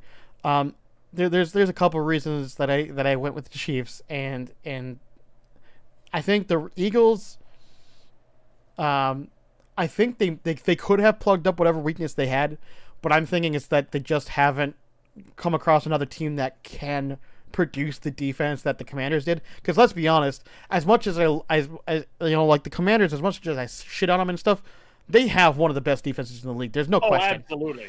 And there's very few defenses that can match pound to pound with them, right? Absolutely. And so that's my thinking, is that they just haven't run into another really tough defense that can put the same show on the road. And I'm not even saying that the Chiefs could necessarily do that, because the Chiefs' defense is good. I don't know if they're that good. But when it comes to the Chiefs, it comes down to the simple intangibles, which is they've been there, done that, right? And so they already know what it's like to be in the playoffs and what's to expect of you in a championship or even a Super Bowl. And secondly, the big one is kind of something that you brought up with the Vikings, which is Patrick Mahomes just finds a way to win. Absolutely. It doesn't matter. They just find a way to win. And it's hard to defeat that intangible. And for me, if I were put them over the Eagles just based on the fact that Mahomes has already been to a Super Bowl. Yeah. Honestly, it comes down to, like, if I in my mind, if I played the Chiefs against the Eagles right now, I would have a hard time going Mahomes doesn't find a way to win that game. I'd have a hard time thinking that the Eagles don't find a way to pull that out as well. So I think that would be a very good, high-scoring, high-impact, high-intensity game. Yeah. I think it would be fun to watch. Yeah, quite frankly. And sure. I'm rooting for an Eagles-Chiefs Super Bowl. I think that would be really fun to see. It would be, but I'm not rooting for the Eagles to make it to the Super Bowl. Fuck the Eagles. No, you're not. You hate the Eagles. Fucking hate the Eagles, bro. And you know what? We're gonna get shit on for that, but okay, whatever. Fuck At least the you Eagles. hate a team. At least you hate a team. We're gonna take that out. Here's the thing. At least I'm not so biased that I hated the team and still put them in my fucking top 3. All right, so get off me. All right. I hate them and they're still in my top 3. At least I'm being unbiased about it. Like, I can't stand the Cowboys, but they still made my top 3. Oh God, for real. And I have reasons why. Mostly it's because I feel like their fan base is completely delusional. Their fan base. And Skip Bayless, look, guys, Skip Bayless does not help your cause. No, he doesn't. To be fair, to be a Cowboys fan, you have to be slightly delusional. You have to keep telling you. Does help your cause. You know who helps their cause. Who I actually enjoy watching his takes on the Cowboys. You're probably gonna laugh at me. Scooter Magruder. Fucking Scooter, dude. I love me some Scooter Magruder. Why am I not surprised? Shout out to Scooter Magruder. So originally I had playoff pictures labeled here, but I think we're gonna hold off, do that next week because I think it's gonna take. I didn't think it was gonna take as much time to do as it was going to. So I think it's best we hold that off. I think we had to talk about each of the teams on our power rankings, and I think we'll. I think that'll cut down next week because we won't need to explain all of that again. Yeah, exactly. And the playoff, we'll be able to just go okay because based on what last week, blah blah blah. Yeah. So I think we'll hold off on the playoff pictures. However, so the thing that I have after that is looking at the recap for last week. So I think that's something we should take a look at and kind of see what happened last week, what teams did well, what teams did poorly, what happened in general. Sure. So let's take a look at what we had last week here. So I'll pull them up on my end. You can pull them up on your end. I absolutely am doing that right now. That's what I'm doing too. Just waiting. Come on, you stupid phone. So let's just start with the obvious run, right? Vikings Lions. Vikings ended up going 23. Lions ended up 34. The Lions ended up beating out the Vikings. I think most people had the Vikings likely winning that game, but by a narrow margin. I expected it to be a close game. I did not expect the Lions to win, let alone a margin that large. There were a lot of people, though, that were saying that's a trap game for the Vikings, especially with how the Lions had been playing recently and how the Vikings had been playing recently. And I can't say that they were wrong. That was very much a trap game. It was. Now, looking hindsight 2020, you know. Yeah. That was very much something where I questioned a lot of different things. And just based on that, I feel like, yeah. The concern, I can understand the people's concern because of the minute that happened, I saw, a lot of people reporting like, oh, the Vikings are fakes. They're fakes. They're not good. They're the worst 10-3 team in the league, right? There was a bunch of that, right? I've been saying that since we were a 10-2 team. Oh, that's true. We were 10-2 at the time, but I'm saying even after we lost, right? No, what I'm saying is even back when we were only 10-2, oh, because we'd only lost to the Cowboys and the Eagles. Oh, they have the worst point differential of any 10-2 team. Blah blah blah blah blah blah blah. It was even. They've been saying that for a while now. No, I agree, but it was tuned that out. It was worse after the Lions though, because a lot of people were like, well, the other two teams they lost against were like good teams, but they lost against the Lions, right? But I think the thing is I don't think people rate that the way they should. I think a lot of people say that the Vikings did super poorly and they lost the game and because they played like shit. But I think the real answer is I think the Vikings played okay. I don't think they played up to their potential, but I think the Lions have continued to improve and have shown that they have continued to improve. And I think that's the real takeaway from that is that the Lions aren't a joke team anymore. They are 6-7. Yep. Just in case anybody wants to know, they are second in the NFC North. They're not a joke team. They are not a joke team anymore. This is not the same old Lions anymore. This is the brand new Lions. This is not your father's Lions. No. These are they might be your father's Lions because your father's Lions had Barry Sanders. That's true. All right. So talking about that last week, any of the games that stick out to me, obviously we talked about the Cowboys game. Yep. We've kind of talked about the 49ers, but they smashed the Buccaneers. Well, I think the one I want to talk about to illustrate a couple of different points. Mm-hmm. I want to talk about the Dolphins game real quick. Okay. The Dolphins lost to the Chargers 23-17. Yep. Dolphins I don't. are slumping, man. The Dolphins are slumping a little bit, but I think that this also is another tale of misunderstanding. I think the Chargers were expected at the beginning of the season to play lights out because Justin Herbert had shown 2 seasons in a row that he was MVP candidate worthy. And I think that they came out rough at the beginning of this season. And I think a lot of people expected them to play better. So I think it's a little bit of the Dolphins coming down a little bit, but I don't think it's that big of a slump while the Chargers are coming up. Here's what I want to point out. Here's why I want to point this out. Tua, 10 of 28 for 145 yards and a touchdown. No interceptions. Among that was Tyreek Hill, 4 for 81 and a touchdown. And Jalen Waddle, 2 for 31 yards.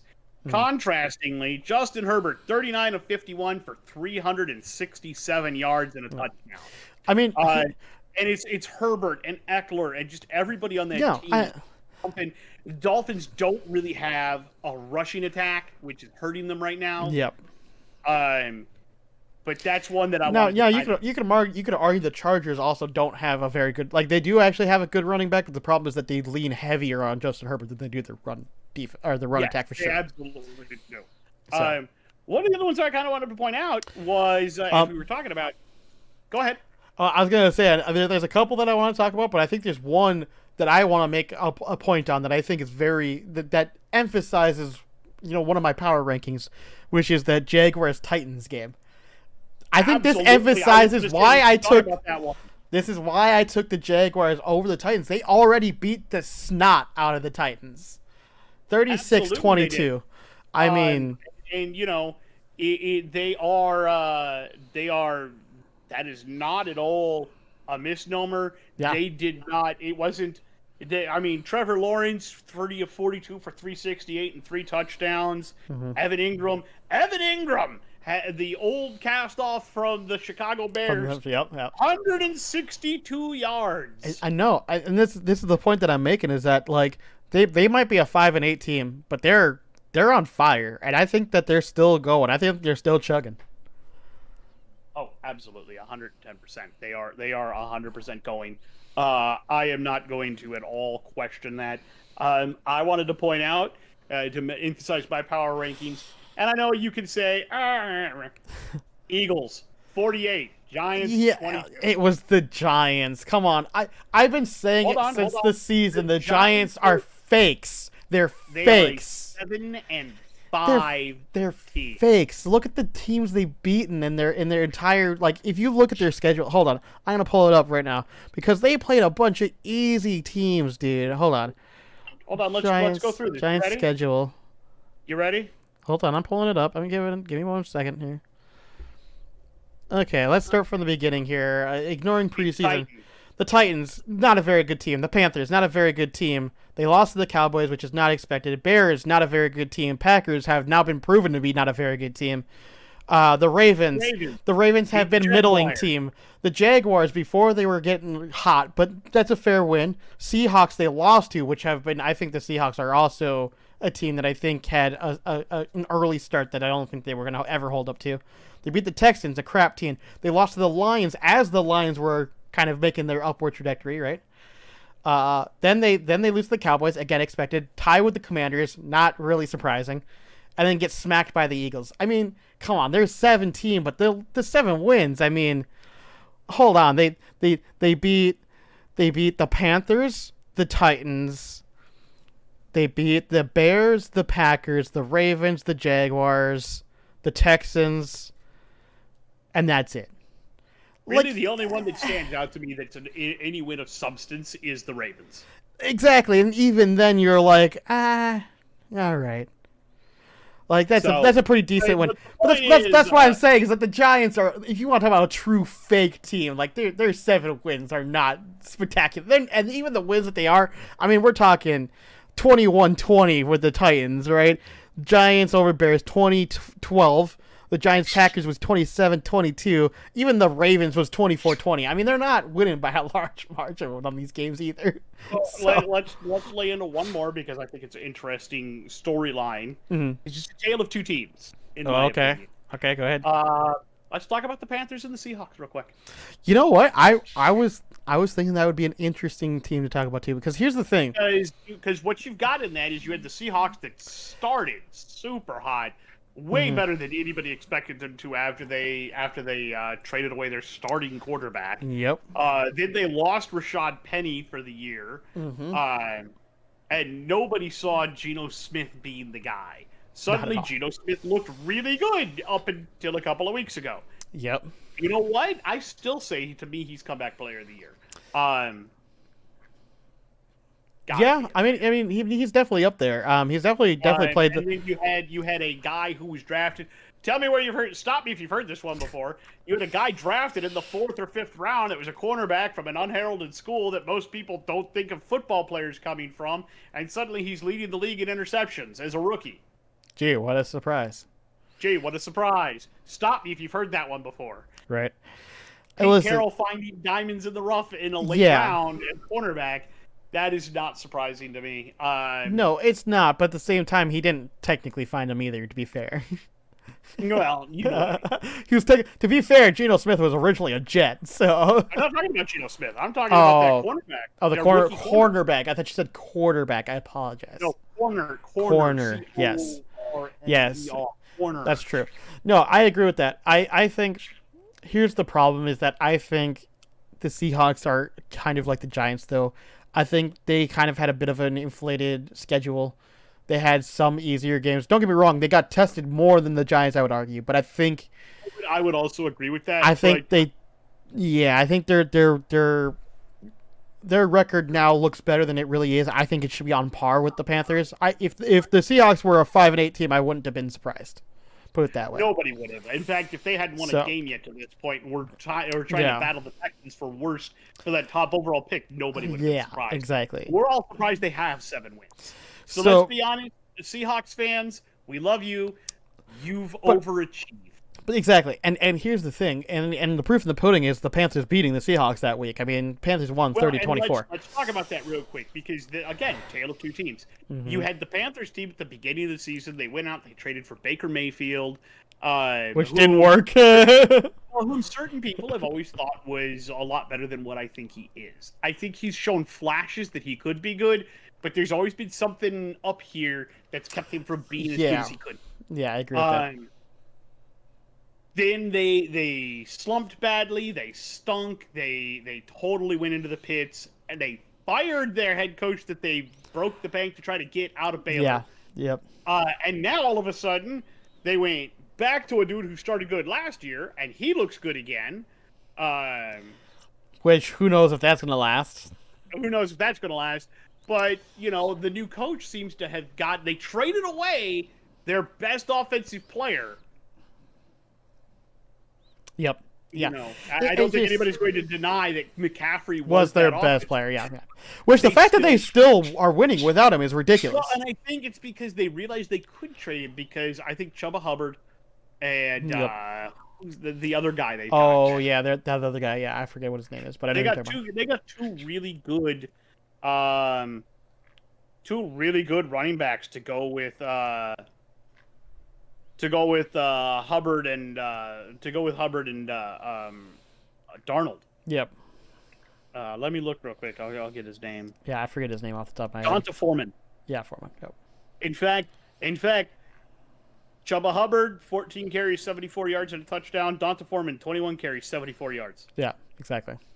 So I mean, I'm not mad at they're spreading the ball around. Yep. He's including everybody that he can in the offense. Darnold only threw for 120 yards. Their defense is not to be messed with. They look really good right now. Yeah, exactly. And I think that's important to look at too. Is that I think people are estimating the Panthers. I think the Panthers are a solid team. Now, I don't think they're a great team. I don't know what the playoff picture looks like for them to possibly make playoffs. I don't know if they are out of it. I don't think they have a hope in hell. Yeah, I think they're kind of out of it at this point. They do play in the NFC South, and that division is far from decided, considering the team that leads it has 6 wins. That's true. I still think that's a interesting team to watch. I don't think they're quite out of it yet. I'm kind of interested to see, is Sam Darnold finally going to be the Sam Darnold that we fucking expected him to be when he got drafted? Or has he just had a good game and that's all it is? I'm curious to see what we get continuing forward with Sam Darnold. As do I. I think that's going to be interesting to watch. I think I don't see anything else that I wanted to talk about here. There's one more. There's only one more game that I want to highlight, just because of it's not what people expected, and it was the Chiefs Broncos game, which ended up going 34-28. I expected the Chiefs to actually blow them out. Exactly, that's what I'm saying. People expected to blow it, and for the Broncos to even put up 28 points with how bad they are. Put it this way, that is the type of scoreline they expected to get at the beginning of the season. No, and this stat line from Russell is the exact stat line they thought they would get at the beginning of the season. Exactly. 23 of 36 for 247, 3 touchdowns and an interception. So that is a Russell Wilson stat. So now the question is, are we going to get real fucking Russell Wilson in Denver now, or is this just the one last poof in the bottle, so to speak? And I don't know. It very well could be the last poof in the bottle. I think he's heard all the criticism, and maybe somewhere he found his steel. We'll have to see. Yeah. Currently, right now, it looks like the better end of that trade definitively did go to the Seahawks. The Seahawks. Those draft picks, we'll see what they become. Considering how bad Denver is. I was going to say the Seahawks are probably really pissed off about not getting better draft picks. And I think the Seahawks are like, oh my god, I wish we got better draft picks out of them doing better. I don't think they have any problem with that whatsoever. No. All right, I think we're good on looking over last week. Let's look forward. Let's look at this week and kind of see what we got. Make some predictions on who we think is going to win what game. Obviously, we can't report on the Vikings Colts because we watched that game, and I don't want to report on the Browns Ravens because they're playing right now, and the Browns are up 13-3. In the fourth quarter. So it wouldn't be very fair to predict that game. And we also can't report on the 49ers Seahawks because that game happened Thursday. That game happened Thursday, which, by the way, who won that game? That was the 49ers, right? Yeah, it was 21-13. That's right. Yeah, that's right. So let's go on. I got on my next schedule here, I got Dolphins at Bills. What do you think?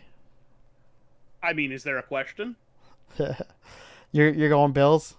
I'm going Bills. I mean, it's going to be hard for the Dolphins to beat the Bills at Bills. Like, Yeah. If it were in Miami, maybe. But not at the... They're going to be up in Ralph Wilson where Stadium. It's nice and cold. There's no way. And they did ask... So I do want to point out, they asked Tua about playing up in the snow, and he said they get snow in Alabama. Yeah, I don't think it's the same. It's not the same snow, man. No. Let's move on to the next one. I agree with you. It's definitely Bills on that, by the way. Let's move on to the next one. Falcons at Saints. What do you think on that one? Are we going to Are we going to get to the Eagles and the Bears eventually? Yeah, they're further down my list. I think my list is just ranged differently than yours. Probably. So Falcons and Saints. Can we flip a coin? I already know who I'm picking on that one. Who's starting at quarterback? I think Atlanta is starting. They're starting Ritter as their quarterback. I'm going Falcons all in. You really believe in Desmond Ritter, huh? I do. I don't even know who's on New Orleans anymore. Dalton's their quarterback. Dalton's their quarterback. Yeah. Kamara. How much is that? Oh, they also still got that other guy. Really good though.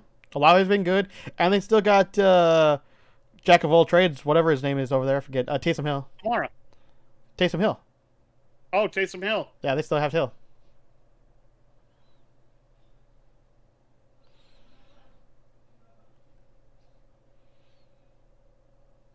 Yeah, I'll also go with Atlanta, but by like 3 points or something. Oh yeah, it's gonna be a very close game. It's gonna be a steaming pile of dog crap. I think it's actually gonna be a very offensive heavy game. I'm not gonna lie. I'm not. I think their defenses both suck, and I think all they're gonna be able to do is put up offensive points. You could be right. That could be very funny. Okay, moving on down my list, we got Steelers at Panthers. They're both 5-8. I know the Steelers have a fantastic defense, though. The problem is their offense is the equivalent of a frickin' pop gun. Oh, it is the most boring offense to watch. Oh, it's horrible. It's horrible. Oh my God, they don't have a quarterback worth anything right now.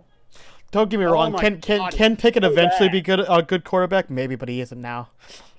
No, and he isn't right now. And no. Eventually, maybe. Right now, no. You know what? As good as the Panthers' offense looked last week, I just don't see them having the same kind of game. Really? Against a Steelers defense. I say the Steelers defense carries the day in a low-scoring affair. I understand that. I think they can pull out the victory. This is the exact opposite of the Vikings. Yeah. I think the Steelers defense is good enough to pull the offense's head out of its own asshole. You know, I can understand that. I unfortunately disagree. I think the Panthers will do just enough to be able to beat that defense, and I think the Panthers defense is not going to have any issues dealing with the Steelers offense at all. So. All right, okay. Okay. Next, Eagles at Bears. I don't think there's a chance in hell for the Bears. I think this is clearly an Eagles win. Like, there's no question on this. Absolutely. Now, I do think it would be interesting to see Justin Fields. Yeah, I want to see Justin Fields ball out. Don't get me wrong. I would love to see it. Don't get me wrong. I don't think it's going to happen. Going to keep up. No.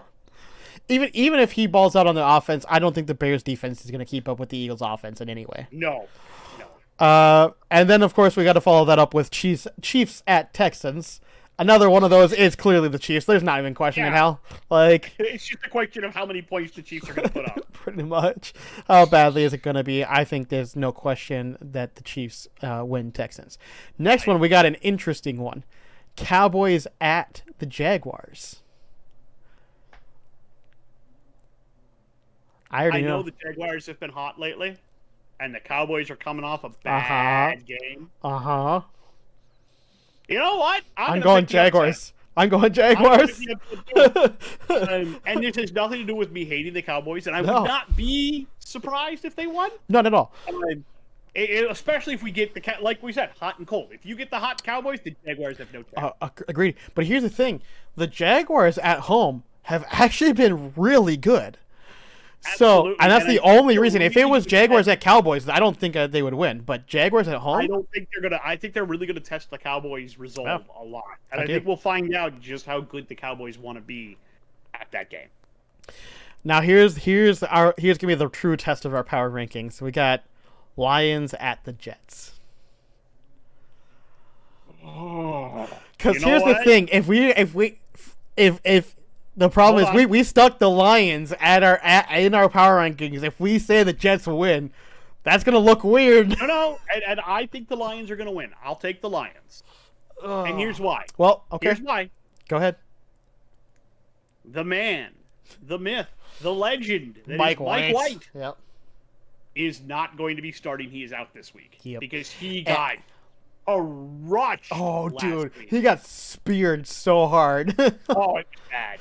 The fact that he even playing, they are back to potentially Zach Wilson at this point. The fact they made that play though, fuck me, man. Zach has not been very good this season, and I think that's why I'm gonna go with Lions too. Like if the Jets had been Mike White, I might have been tempted to go Jets, even though I have Lions in my power ranking. I agree. In fact, I might, if the Jets still had Mike White, I probably would have put them over the Lions.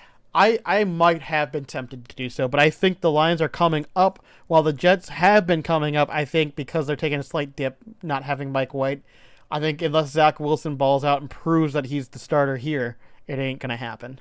He's got a chance. He's got a chance. This is where you can clear it, bud. Yeah, he has to ball out here. If otherwise, I mean, people are going to go back to the whole idea of like, oh, you had another chance and you still fucked up. Like, you know? Yeah, exactly. Okay. Right, what you got next? Next, we got a real shitter. Cardinals at Broncos. I'm going to take the Broncos. And I'll tell you why. I want to take the Broncos because Kyler Murray being out and everything. But here's the thing. Kyler Murray is out. Cliff Kingsbury's offense looks like doo-doo. I would typically agree with you, but here's the difference. The couple of times Colt McCoy has actually played in that offense, he's looked better than Kyler Murray in that offense. I'm taking the Cardinals. I'll take the Broncos because if Russell Wilson throws up another Russell Wilson stat line, which I think he's perfectly capable of doing against the moribund Cardinals. You would hope so. I think that Russell Wilson and the Broncos could actually I would like to see that happen, but I have a feeling that the Cardinals' offensive scheme works just well enough, and I feel like Colt McCoy actually listens to his coach and actually listens to his scheming and does his fucking homework. So I can't say you're entirely wrong, but again, I think the Broncos will win that one. So fair that's enough. another one we disagree on, Yep. and we'll have to see where We'll have to see how that goes next week. Yep. Yep. Now, following that, we have another interesting game. We have Patriots at the Raiders. That'll be That is very interesting. Had this game taken place 6 weeks ago, I'd have easily taken the Patriots. Oh yeah. But recently, they're looking whatever rough. the Raiders needed to find, they found. They're playing a lot better, and the Patriots have been. They did lose by a point last week. By I a want point. to point that out. 17-16. Yeah. By the way, off of Like- a miraculous freaking 98-yard drive. All right, Oh yeah, it was stupid. no one But- expected that. No. So you know what? As good as the Patriots have kind of been this season, I'm still. And this is something we might have to bring up in a future episode because you and I disagreed vehemently about this particular individual. Vehemently. Yep. You got mad that the Vikings didn't take him, and I said I think it's great they didn't. I don't think he's as good as everybody thinks he is. Yep. I'm not sold on Mac Jones, so I am going to take the Raiders with Devontae Adams. I just think there's something there that's in the air right now. Yeah. I think they can win that one. Here's the thing. I think Mac Jones is a competent QB. I think I was definitely upset when we didn't first take him when we had the opportunity. Of course, when he was drafted, that was also the year Kirk Cousins looked like utter dog shit. So, to be fair, I think if you were to ask me to make that trade now, I would say no. I think Kirk Cousins is definitely the better player amongst the two at the moment. So I obviously changed my opinion on that, but at the time it was arguable, and of course that first season that Mac Jones had also looked very, very good for a rookie season. I mean, he took a New England Patriots team that looked like pretty much nothing to the playoffs, so they made it work that first season. However, this season has not been panning out as well. They have not looked quite as good. Something is not quite clicking. I don't know if it's a defensive issue, an offensive issue, an entirety issue, but they're making mistakes they don't normally make. And because the Raiders have been on an upswing and have been playing better, as much as I don't think Josh McDaniels is a very good head coach, I think he's a great offensive coordinator. I think he's great at figuring out the offense. I don't think he's a good people person, which makes him, I don't think, a great head coach. But I think the Raiders will end up ultimately taking that game, but I think it'll be close. Moving on from that one, we have Titans at Chargers, both sitting at a 7-6 record.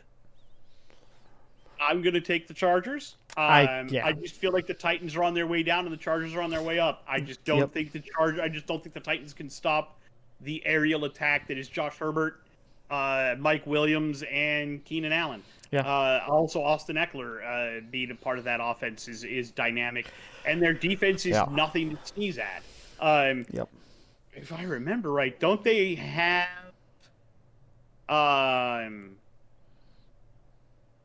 Bosa on one end and Khalil Mack on the other side now? They do, yeah. No, that's what I'm saying. I think the Chargers had a rough start to their season, but I don't know if that was due to new players, and I think it could be a combination of all of that. Some injuries. Their rhythm. I honestly think the Chargers have got that one. I don't think there's a question. I think it's the Chargers. The Titans have definitely looked very vulnerable as of recently, and the Chargers have looked very, very good in comparison. I agree. Now for another one where I think that there's no question in my mind. Anyways, we have Bengals at the Bucks. There's no question to me either. The Bengals are going to beat the Bucks. The Bucks have played, especially in the last 3 weeks, really bad. Tom Brady.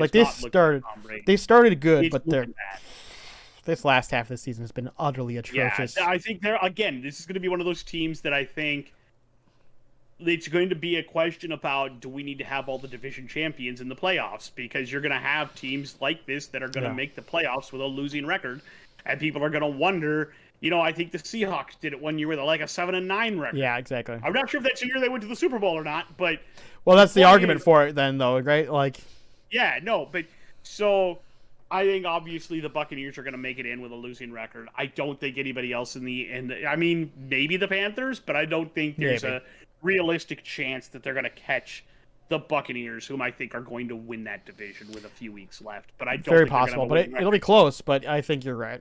I do think the Bengals are just going to stomp them. They're on fire right now. Oh, yeah. I don't think the Buccaneers have the passion to beat The, them. the Buccaneers would have to basically rejuvenate Tom Brady to have a chance. I think so too. I think if I'm Tom Brady, I'm retiring at the end of this year. I'm wondering. I think I'm wondering why I came back. I think, yeah, I was gonna say, I think I'm wondering why I came back, and then I'm thinking, okay, what am I doing after this, right? Because there's two things. I do the exact opposite and want to prove that he's still dominant, win a Super Bowl, and go out on top. And I wouldn't blame him if he did that. I don't disagree with that either. I just, Tampa, though. it won't be with Tampa. If he goes anywhere, it's gonna. The thing is, if you look at the teams where he could go to possibly do that he's expressed interest in, none of them want him at this point now. Like Exactly. the Broncos, they can't afford him even if they wanted Nope. to. The Seahawks, you could argue maybe, but I don't think so.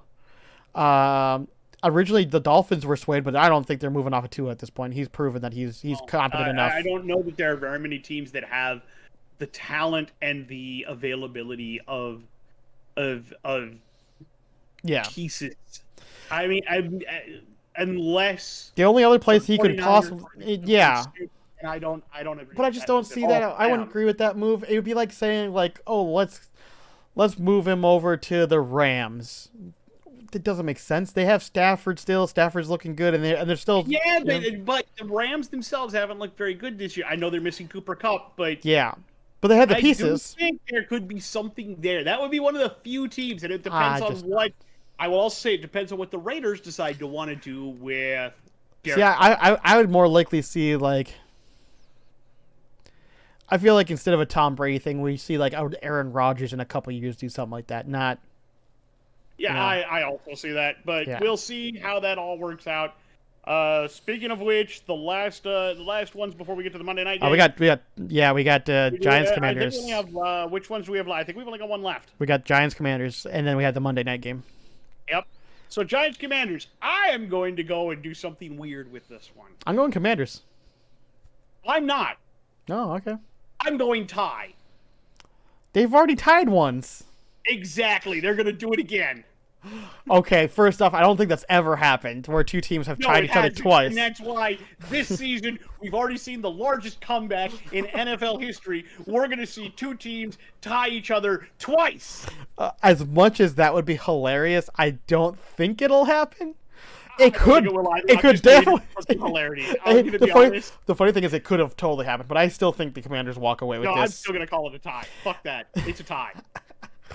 I think the Commanders just have a better defense. Their offense has looked competent enough. And the Giants just have been looking I Can't think say that you're entirely wrong. so. But I still think it's funny. I'm still going tie. I'd love for a tie. Let's move on to the last one. I would love it to be 20-20 again as well, because that would just Oh be my God. stupid. That'd be majorly stupid. Let's move on to the last one, obviously, the Monday night game, which is going to be the Rams versus the Packers. Oh boy, what a stinker. Debated over this one. And I'm going to do something fucking crazy. I'm calling the Rams. And see, I'm going to disagree with you. Okay. I hate the Packers. I'm going to go out with that. Oh, see, the thing is, as much as I hate the Packers, that is not the reason why I'm picking the Rams. So I'll tell you why I'm picking the Packers. They have not played well. They have played like dog crap. Their defense is suspect. Their offense was sus for a while. Oh, yeah. And Aaron Still Rodgers is. didn't have receivers that he trusted. However, He's got one. he's got two now. Mostly in my one. opinion. Mostly one. I've been starting Christian Watson's pretty much the only good player they got on that team right now. Lazard. Lazard is majorly okay. Alan Lazard. Christian He's Watkins. he's not what he was. I still think he's amazing. Yeah. But Alan Lazard, Christian Watkins, Aaron Jones is the defense. Yeah, I see your camera's doing the focus Yeah, thing. it's doing the fuzzy focus thing. I don't know why it's doing that. Not much I can do about it. Alan Lazard, Christian Watkins. I think they're just good enough to beat the Rams. Right. I think they're just good enough. Yeah, I can understand. I think it's going to be a close game again. Where the Rams won 17-16 last week, I could see them losing something like 20-19 or 17-16 or some ridiculously close thing. I think this is going to be a game that goes either way. I have more confidence in Aaron Rodgers than I do in Matt Stafford. Matt Stafford's not playing. I don't even know who their quarterback is behind him. Then. It's Baker Mayfield. Mayfield is getting Mayfield is getting the rest of the starts. Mayfield led a 98-yard drive last week and won the game and blah blah blah. I have more trust in I think Jesus Christ, my camera is getting worse and worse. Give me a second. I'm going to try to restart it. I'm going to try to restart it. Jesus Christ. Okay. Anyways, so here's what I think. As much as I can understand your point of view, I disagree. I think the Packers' offense is middling at best. They have one wide receiver that's actually good, and the rest are okay at times. I think their defense is hot garbage. I like they have moments. Again, they're slightly better than the Vikings defense, but not by a whole lot, to be honest with you. And on top of that, while I don't trust Baker Mayfield, I trust the Sean McVay system that can make QBs look okay. And I can't say that I disagree. And that's the only reason. And obviously, we only have the one drive to go off of where he does have that 98-yard drive, and obviously you have to be careful because it's only one small slice of a giant pie.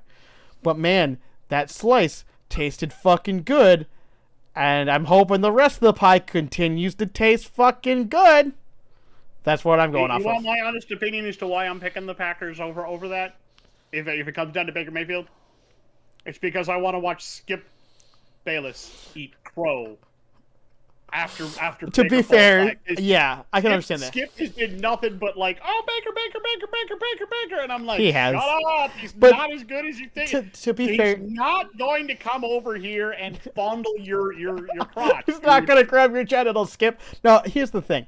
I understand that point of view, but you know that obviously he's a pundit. He does that on purpose. He plays it up. I think he still does have some faith in the kid, that he does see something in him, but I do think that he does play it up hardcore. I absolutely know that he has to play it up. I believe that both he and Shannon are playing parts, and I can't disagree with that. I watch the show because I realize they're both playing parts, and I can't get mad at them. But the segments where Skip has to eat crow, I think are my favorite segments. It is fun. To be fair, I will say this: it's equally fun to watch Shannon also have to eat a little crow once in a while. Absolutely, I'm not going to say that it's not. That's great. It's fun to watch both of them eat crow. And I think that's because for me, this is almost a wrestling dichotomy. It's very obvious that Shannon is supposed to be the heel more often than not, or the face more often than not, and Skip is the heel. Yeah, Skip is good. Skip's good at playing the bad guy. Yeah. Skip is trying to play the bad guy most of the time. And he's good at it. He's very, very, very good at it. He knows how to play the game, yeah. Yeah, oh no, and absolutely there are times people just want to see him get his mouth shut. And I think that's what makes that show so popular, if you really, really want to get into that. But that's all, again, different discussion. Different discussion for another day, exactly. But no, so getting down to it, I still think I take the Packers over the Rams. You're going to take the Rams over the Packers. So overall, I think we've got disagreements on Rams, Packers, Giants, Commanders, Broncos, Cardinals, and Panthers, Steelers, right? Yep. We'll have to see how those work out. Yeah, most games we agreed on, but I think those are the running counter. I was gonna say we got to start a counter of who's more often right than the other. Yeah, absolutely. All right, so now we've done the look forward and the prediction. Yep. Vikings Corner. Let's do the Vikings corner. Granted, if this takes off, I want to start making like graphics for all of these because I think that'd be fun as hell. The Vikings absolutely. corner. I think we need some graphics for it. So We'll the probably basic. need to get better webcams too. Yeah, true. All right, I already have a couple ideas if it comes to that. So the Vikings corner, just a brief example for people who don't know what the idea of that is. It is simply Vikings talk. We talk about the Vikings. We either talk about what we like, what we don't like, and what we see in the future. We are obviously Vikings fans, so predominantly we have a Vikings corner because go Skol Vikings. So I bleed purple. we bleed purple. So let's talk Vikings talk, and obviously let's start with the elephant in the room. That 33-0 half-time comeback, the largest in the NFL history at this time, to win the game. What was it, 39 to 36? Yeah, 39-36. The largest comeback. Greg Joseph with the overtime. With the overtime field goal. And I texted you, and so I'm going Yep. to go out and I'm going to say what I actually said in that text because Yep. it's fair. Greg Joseph is the guy who will miss the easy extra point 20-yard field goal, shank it right off the upright, something dumb, and then it comes down to a 40-yarder to win the game, and that dude just nails it. Well, exactly. He is no good. You know, he's a middling kicker when it comes to regular kicks. Oh, yeah. If you need something, if gun to the a popular saying from another podcast that I listen to called the SDP. For those of you that don't know, I love them. The Steve Dangle guys, hilarious. But gun to the earth. Who do you got to take to make a field goal? I'm taking Greg Joseph. That dude is ice in his veins. When Dude, I was gonna say like I think that's one thing I will say about this Vikings team. You know, a lot of people underrate it. It's simple as they never give up. Like proof in the pudding. I mean, 33-0. I mean, Kevin O'Connell had to have the fucking best speech of his goddamn life to bring that back from the fucking dead. NFL, like, please, do us all a favor. I need to know what that speech is. Speech. Yeah, I need to know what he said because this team, and it's not, and this isn't the first time he's done this and rallied his team. Somehow, this guy either has a way of words or he's just got the confidence of the team that they never give up. No matter how bad the odds look. I think there was a point there, I think in the fourth quarter, even when we were coming back, I think there was still like a 93% chance the Colts were going to win that game. Oh, yeah. So what's funny to me about that is that I would almost be funny if it wasn't a big motivating rah speech, but it was the disappointed dad look. Well, the thing is, Kevin does do that. Like, from my understanding is, from what I've seen of a couple speeches that I've seen and stuff, he is very much one of those guys that he's not going to yell and scream at you. He'll be a little disappointed, and he'll talk about how, like, okay, here are the things that I've done well, here are the things that aren't going so well, but let's reward the guys that are doing well. You know, he's that type of guy, right? He's not going to yell and scream. He's not that type of person. That doesn't mean that he doesn't have passion, of course. No, he's definitely very passionate. It would be funny if he just came in and just looked at his guys, just looked at them, and just I'm very disappointed in him. Into the office and said nothing. I'm very disappointed. Dad is disappointed. Dad's disappointed, yeah. Now, granted, I doubt it. I imagine there was some type of speech. But now it probably wasn't any fantastical speech. What he probably did is he probably gave a speech, and then he got the other guys motivated, and they each gave a speech, right? Like, I could definitely see something like that where he brings in JJ. JJ is definitely a guy he's not a quiet guy in that locker room at all. Like, oh, I don't think so at all. And you know what? I think Kirk is he's being embraced a lot more. Enough with everybody now that we're beginning to see Kirk's geeky, weird side come out. And I think Kirk 5 Chains made an appearance in that. Yeah, Kirk Chains. Yeah, Kirk Chains. Yeah, I agree. I think something obviously happened in that halftime room where everything turned around. I don't know if it was as simple as basically a speech of going, "Hey, guys, we can win this game. What the fuck's going on? Why are we playing so poorly? We don't normally play this poorly." You know what it was? Let's get it together. I can tell you exactly what it was. You know what it was?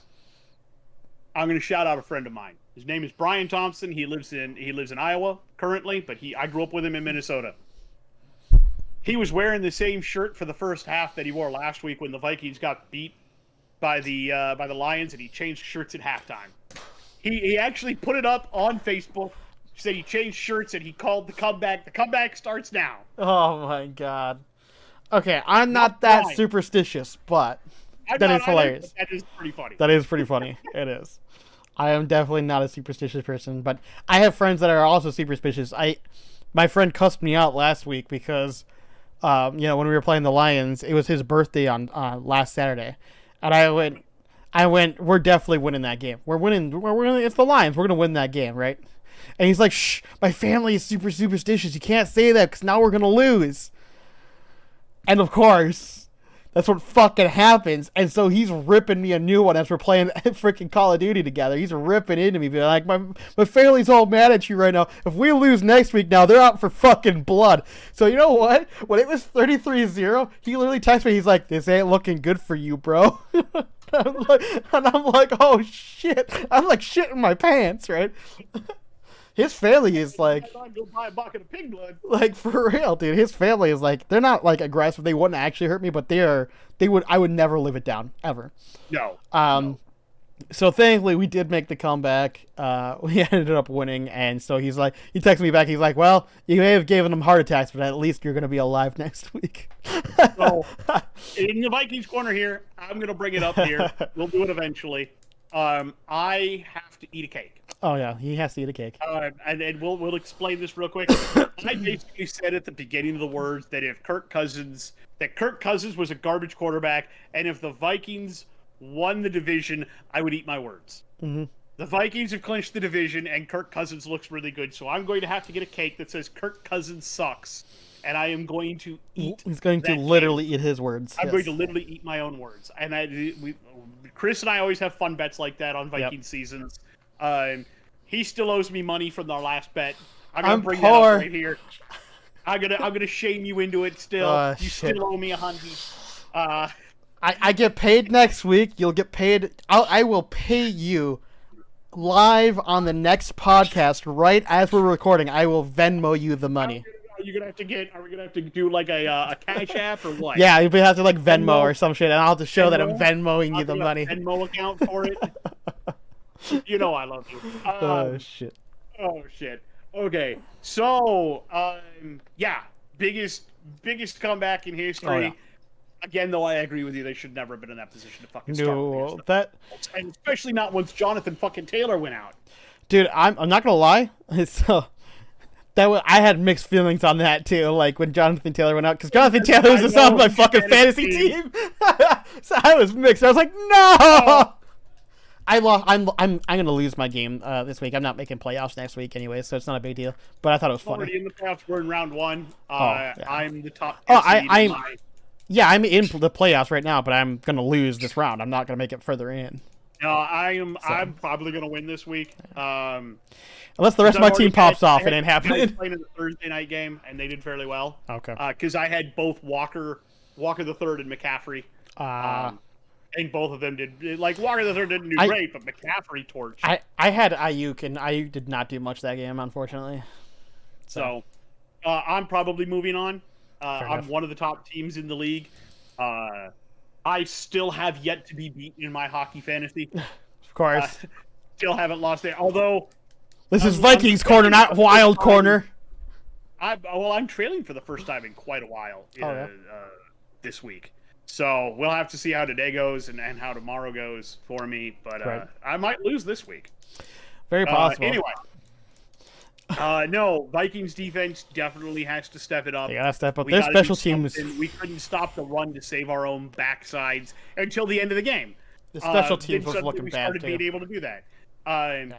We've had trouble generating pressure until it counts. We've had trouble getting the ball away until it counts. Now I will point out the refs in this one were a little sus.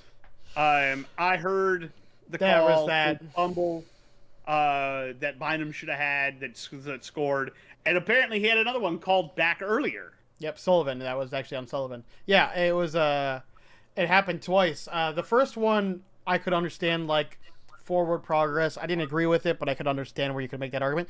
The second one was egregious. It wasn't even close. Oh, absolutely. Not even close. The guy was standing up when the ball left his hands. Yeah. Still standing up. Yeah. not down by contact. Oh, and he wasn't He's even like never stuck either. It wasn't like a forward progress situation. It was like within a second of him hitting that pile, the ball was done. It wasn't like he had been, and the ball popped out, and then they overturned it. Yeah. They overturned it, and they said, "Okay, Vikings ball." But then shouldn't that have meant that because we scooped and scored with it, that it should be a touchdown? So unfortunately, with the way the rules work, if we end up basically challenging, all we're doing is challenging the fact that it was not forward progress, that it was a fumble, basically. And we're not even really... It's weird. Basically, when you have to challenge that and there's a change of possession, they don't include the scoop. They don't include any yardage because the play was called dead at that point. And so when the play is called dead, all they can do is change the possession, but they can't move the ball forward anymore. Even though it's very clearly should have been a touchdown, and it should have been reviewed as a touchdown instead, but because the play on the field wasn't a touchdown, they couldn't review the entirety of the play. They could only review, did he drop the ball or not? Stupid. It's fucking stupid. Yeah. Instead, there's a reason why a lot of people don't like forward progress rules because of that. Because in this situation, this is one of those situations where he would have dropped the ball, we would have got the fumble, would have went to a touchdown, all touchdowns were reviewed, then they would have reviewed the entirety of the play and went, oh yeah, he definitely fumbled the ball. Not a problem. Then it's a touchdown. Now, granted, we also got saved by that on a 4th and inches when Matt Ryan tried to do a QB sneak. He got stood up, and then a forward progress was called, and so he was behind. But if they wouldn't have called forward progress, he eventually did get lean over far enough where the ball would have been a first down. I'll tell you. Listening to it, Paul Allen was both Paul Allen and his running mate there were livid. Oh yeah, that one was egregious. They wanted to send it. They were like, "Is there an open spot in the XFL? Can we send these guys there?" It was that particular call. There was a couple other calls that were kind of bad, but that one was particularly egregious.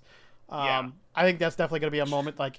And then the if we would have lost, the rest would have had to have come out and apologized. But because we won, they're not going to say anything about it. Tre'Davious, is that his name? Tre'Davious? Which one? Tre'Davious White? Name sounds right. I don't know. The quarterback. Oh, the corner. Is it Trayvon? Isn't it Trayvon White? Hold on. I have to actually look it up because I wanna yell about this. Maybe not yell. Get annoyed. Tre'Davious White. Okay, it was Tre'Davious White. Okay. He played for the Bills. Does he still play for the Bills? Yeah, he plays for the Bills. Hold on, let me look up because I'm trying to remember who it is on the Colts. Well, that's what I was trying to say. I thought it was Trayvon. I thought it was like Trayvon White or something like that, or Trayvon something. Nope. Stephon Gilmore. Stephon Gilmore. Yeah, Stephon Gilmore. Yeah, okay. Played for the Patriots. Stephon Gilmore. Yeah, Stephon Gilmore. Yeah. Okay. Stephon Gilmore. For that hit against JJ, that should have been You're a fucking piece of shit. That should have been called, yeah. That should have been a call. I hope the NFL finds you. I hope you face a suspension. You won't. No. But you fucking should. That was a bad hit. And I you know what, Colts fans, if we have a Colts fan who's watching this and you try to defend that, this is going to be the first time I'm going to say fuck you. I'm going to straight up say it. There is no defense of that. That to me is the same thing as was it Odell that took the run and launched himself at Josh Norman? Or the other way around. I don't remember, yeah. Whatever way that one went. Yeah. I think that was Odell that tried to helmet on Norman after a play. Yeah. To me, that's just as indefensible. Yeah. Lunge, tried to take his head off, actually took him out of the game for a bit. No place in that for football. No. None at all. No. None. Yeah, I think the spirit there was really bad. It was very clearly a hit that he was... The difference is that it's like, okay, was he just trying to take him down because he was being aggressive, or was he actually trying to hurt him? And I think the difference there is like you can tell that there was definitely more aggression there than just trying to play the game of football. And that's why that's a piece of shit play. Like there was clearly intent to hurt. An unsportsmanlike call. Yeah, even if you didn't necessarily. Also, there was at least one time when we missed, like I think it was a 3rd or a 4th down, but Stefan absolutely was mugging Oh yeah. JJ. Like, had him around the head before the ball even came anywhere near him. Oh yeah. Yeah, it should have been PI. That should have been, yeah. Stephon Gilmore was all over him throughout the entirety of the game, basically. The first half, particularly, was egregious. Yeah, it was pretty egregious, but I did want to point that out. Stephon Gilmore, I hope you get what's coming to you someday, good sir. Yeah, doubt it, but it is what it is. He's older, too, so he's probably not going to last around too much longer anyways. He was really good in his heyday. He was. I will say that, because I don't want people to think that I hate the guy, or that I hate the player, that I'm disrespecting him. I'm going to say that this game from him was particularly egregious. This game was bad.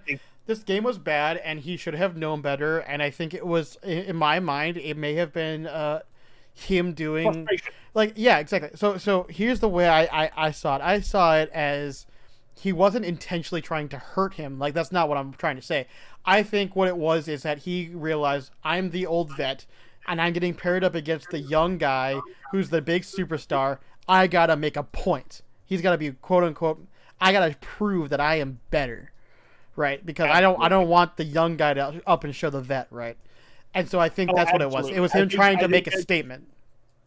I think that's exactly where you're at. I think that's exactly what it is. I think that's where it is, and I think, I don't agree with it. I don't like it. I never will. But I think he pushed it beyond. I think he pushed it beyond a reasonable expectation for that kind of behavior. Because that kind of behavior is going to always happen in football. They're always going to be trying to prove that they're better than each other. But I think there's a difference when you start getting physically aggressive about it versus showing how talented you are instead, right? Like, if he instead was ball hawking him and really all over him in a man-to-man situation, that's different. But in this case, it was very clearly, I'm just physically going to just bully the shit out of you. And that's what it was. Yep. Do you have anything else to add? I think the only thing I want to add, obviously, to the Vikings corner bit is we're going to the fucking playoffs, bro. We're in the fucking playoffs. Hey, motherfucker. We clinched the division, bitch. We're in the fucking playoffs. Get fucked, suck my nuts. Hey, Green Bay. Psst. That's me pissing on the field. So fuck you and Aaron Rodgers. Fuck you and Rodgers. Particularly fuck you, Rodgers.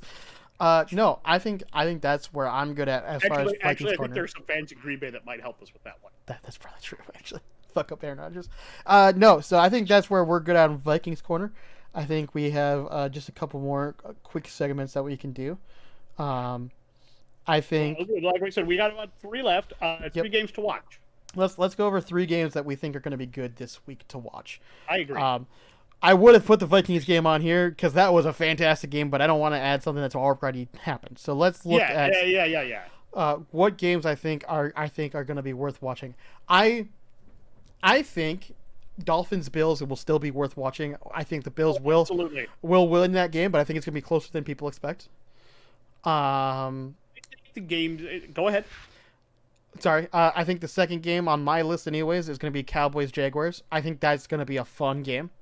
Unless the Cowboys just show up and dominate, I think it's going to be a fun, close game. And I think the other one that I want to highlight as a game that I think people are going to sleep on, and they shouldn't, is going to be the Lions-Jets. I think that's going to be a really, really fun game. Even with Zach Wilson, I think it's still going to be enjoyable. I'm also going to take Lions-Jets as a game that I would want to watch. I think that's going to be a fun game to watch. Mm-hmm. I think it's going to be very interesting. I think it's going to be great to watch. Then I'm going to go outside the box on you. I'm going to go with Cardinals-Broncos because I want to see if Russell Wilson – I want to see how Colt McCoy does in that offense. Yep. I want to see if Russell Wilson is still Russell Wilson. That's fair. I want to see that neither of those teams is making the playoffs, but there's a lot there that still has storyline and needs answers. Exactly. And then the other one that I think I'm going to do, just because I think it's either going to go one of 2 ways, and either way it's going to be a glorious wreck, Falcons Saints. I thought about that one too, yeah. If it's either going to be a shitload of offense and no defense, or it's going to be an absolute wreck Snore of a fest. game. Yeah, exactly. And a car wreck, a train wreck, something you can't take your eyes off of. Either way, good TV. 100%. It's going to be great TV, I think. 100%. So now we got our 3 games to watch. Let's talk about our 3 narratives. So 3 storylines going into next week that I think are important. I think. Go ahead. You want me to start, or you want to start? You can start. All right. So the 3 ones I want to watch. I want to watch the Panthers. Are the Panthers legit without Baker? Are they better without? They're obviously better without Matt Rule, but are they a team on the up? Or is this something that they can look forward to for next season? Is that something that's upcoming? Is that, where do they land? I want to watch Baker Mayfield. Is Baker Mayfield actually legit? Am I wrong? Is Baker an actually decent quarterback? Can he win in LA? Is this, with the Sean McVay system, is this something that Sean McVay has the ability to do? Can they coach him? Right. And lastly, I want to know, are the Lions legit? That's my last storyline. Are the Lions on this upswing? Are they legit this year? That's fair. I don't think they make the playoffs. I don't think they're as legit as they want to be, but I do think this bodes well for their future. And I think they're going to be... I do not look forward to sharing the division with them in the upcoming years. I think it's going to be very scary. I agree. I'm not at all looking forward to that. I agree with that. I think... that's a fair. Those are fair storylines to follow. I think I got a couple other ones that I think are worth following here. I think I want to follow the Falcons, specifically the Desmond Ridder story. How does Desmond Ridder hold up? I think that's big. I want to see how does the new gun finally play. We're gonna finally see a new gun. I think that'll be fun. So I don't think there's any question on that one. I'm the Jaguars again. I know I had them as one of the games to watch, but I think that I still want to follow the Jaguars because I want to see how is Trevor Lawrence developing? How are the Jaguars developing? How are they continuing? I don't think they're making playoffs. If they do, it'll be by the skin of the damn teeth. But I don't think they are. But it is still interesting to see how they continue to progress because that's going to be important for next year. I agree. And then I think the final storyline that I think I really want to follow is actually the Bills. This is going to be a big game for the Bills. They should win this. But if they don't, can you imagine the repercussions of not beating the Dolphins right now? Oh, if they don't, I have to drop them in the power rankings. Maybe the Dolphins leapfrog them. Exactly. It's one of those things where that's a major game. They have to win. They're expected to win. But because of that, that's a lot of expectations weighing down on them. Dolphins suddenly becomes resurgent again. Yeah, that would be dangerous for a lot of teams. Exactly. So that's a storyline that I'm also wanting to follow because I'm very curious to see how that goes. All right, I can't say that any of that is wrong. Yeah. We'll have to meet up next week and kind of see how that went. We're hoping to be able to put up one of these or so a week. Yeah, that's the hope. It's going to totally depend on scheduling. Next week is Christmas. So I have no idea if we'll be able to get one recorded or not. I mean, it looks like I might have. We'll have to discuss it and see how our Friday, Saturday kind of looks and see how things go. Yeah, we'll figure it out in there somewhere. Yep. That's something that we'll look forward to. If you all like this, if you all, I assume we're gonna have a YouTube channel. It's gonna be up to my brother here, who's he's got all of that. He's the technical mastermind. I'm hoping to have all that done and uploaded tomorrow. So hopefully everything is good to go by Sunday, if not by Monday. All right. So what I will say is, if you like this, if we gave you a little bit of a chuckle, if you hated us, but you still want to see what the crap we might come up with and might come out of our mouths in stupidity, we'll have to see. If you think we're ugly, I don't care. Give us a like, give us a subscribe, give us a thumbs up. Let us know that you like this content. Yep. If you don't do it, no big loss off my chest. But we would like you to do that because if this becomes something that takes off, hey, we'd love to know about it. Yeah. If we do get enough followers, maybe we'll set up a Patreon, do some exactly. sort of watch along with us, or some sort of call with us, or some sort of you can watch us live while we record and be dumbasses before you get to see the edited version. Yeah, right. Exactly. I mean, this is simply just a pilot episode. It's just to kind of put our feelers out there, see what something on paper would look like, or on video would look like. I guess it would be a correct term. Kind of see how we like it. If we're doing something that you don't like, if we're doing something that you think is dumb, if there's a thing we're doing on camera that you dislike, try to let us know about it. Maybe we can fix it. Yeah. Some things we're not going to be able to. Loki is going to do what Loki does. Yeah, that's that little one. He just does what he wants. There you go. I'm going to try to keep the background intact because I have no idea if my wife is going to be here or whoever is going to be behind me, but I'm trying to keep the attention here rather than on the crap background that would be behind me otherwise. Yeah. I would like to upload like a Vikings background or a Minnesota background, but I don't know that we could get away with that because I don't know what fair use is and what isn't. And I don't really want to be sued by the NFL. So yeah. I think for us to use any logos and stuff, we have to enter like a partnership with them for that kind of stuff, and I don't think we technically can. No, I don't think we do either. So no, I don't think we could. You could probably get away with doing like a purple and gold background, but I think there's some stuff that is fair use. We might be able to go back to the old like curly horn background. We either go back to the old one, just the horn, or you could just do the purple and gold. They can't. They have no rights to colors. You just do purple and gold background because they can't own colors. Yeah, exactly. So. Anyway. If you guys got any ideas, if you have any pointers, if you have anything that you would like us to do as well as not do, that is also very important. Obviously, like I said, we're predominantly do football, but we do a little bit of hockey and stuff. Obviously, today was predominantly one of our episodes somewhere because I am a hockey guy. I was gonna say I am not the hockey guy. That's a different YouTuber. I was gonna say we did mostly football because that's what we're both very comfortable with as at this point. I would like to eventually, maybe next week, because we have less to introduce and less to talk about with our power rankings, maybe we can slide in some hockey points, maybe something that you noticed or something. Like I said, I think I would like to do not just the top 10. I'd like to do a bottom 5. Yes, bottom 5. I think bottom 3 would be easier. Bottom 3. I think bottom 3 would be easier. Let's do a bottom 3. I think next week we can come in with a bottom 3. I'm sure there are more points. I'll come up with more topics or more ideas that we can discuss. And if you guys have ideas for topics, things you want to hear us discuss, let us know. We will try to keep this as sports-oriented, and I did want to bring this up. We are going to try to keep this as sports-oriented as we can. Yeah. But these days, sports and current events kind of do this. Once in a while, yep.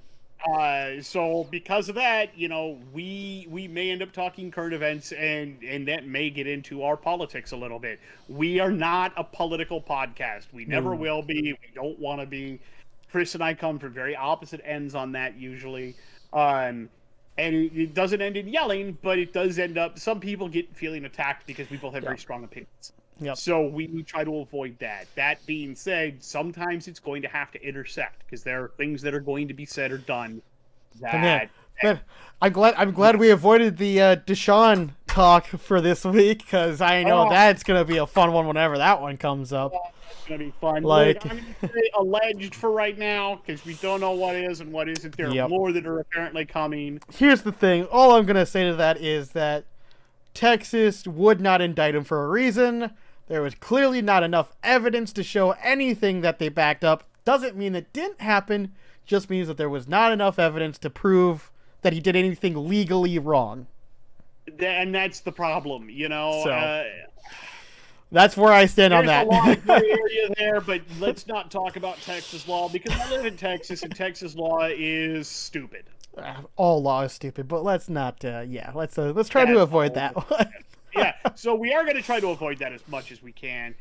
We didn't bring up the other situation that we probably could have. We're going to stay out of that for right now. Or there was that what was it, that one kicker or whatever from the Panthers that they had to let go a couple weeks ago? Ooh, that was a bad one too. No, I wasn't even thinking football. I was actually going a different direction. Okay. I'm sure you know exactly what I'm talking about. Yeah, I'm let's sure we come down on opposite sides of that. Let's not. We're not going to get into that. Somebody else talk about that. There are plenty of other channels for that. Yeah, plenty of other channels for that, guys. We're another sports podcast show for a reason. We want to try and keep this as much sports as we can. We realize it's going to branch out, but let's try to keep that to a minimum. If you have questions, feel free to ask. We may create a Discord server at some point, and that way you guys can come on there and interact with us. Yep. But to do that, we'd need followers first. So again, give us a like, give us a subscribe, give us a thumbs up. With that being said, I think it's time we bring this to a close. I think it's time to close it. It's the Bearded Brothers. Peace, love, and happiness. Everyone. And Skol Vikings. Skol Vikings. Skol Vikings, fucking Packers. We'll see you next week. See you next week.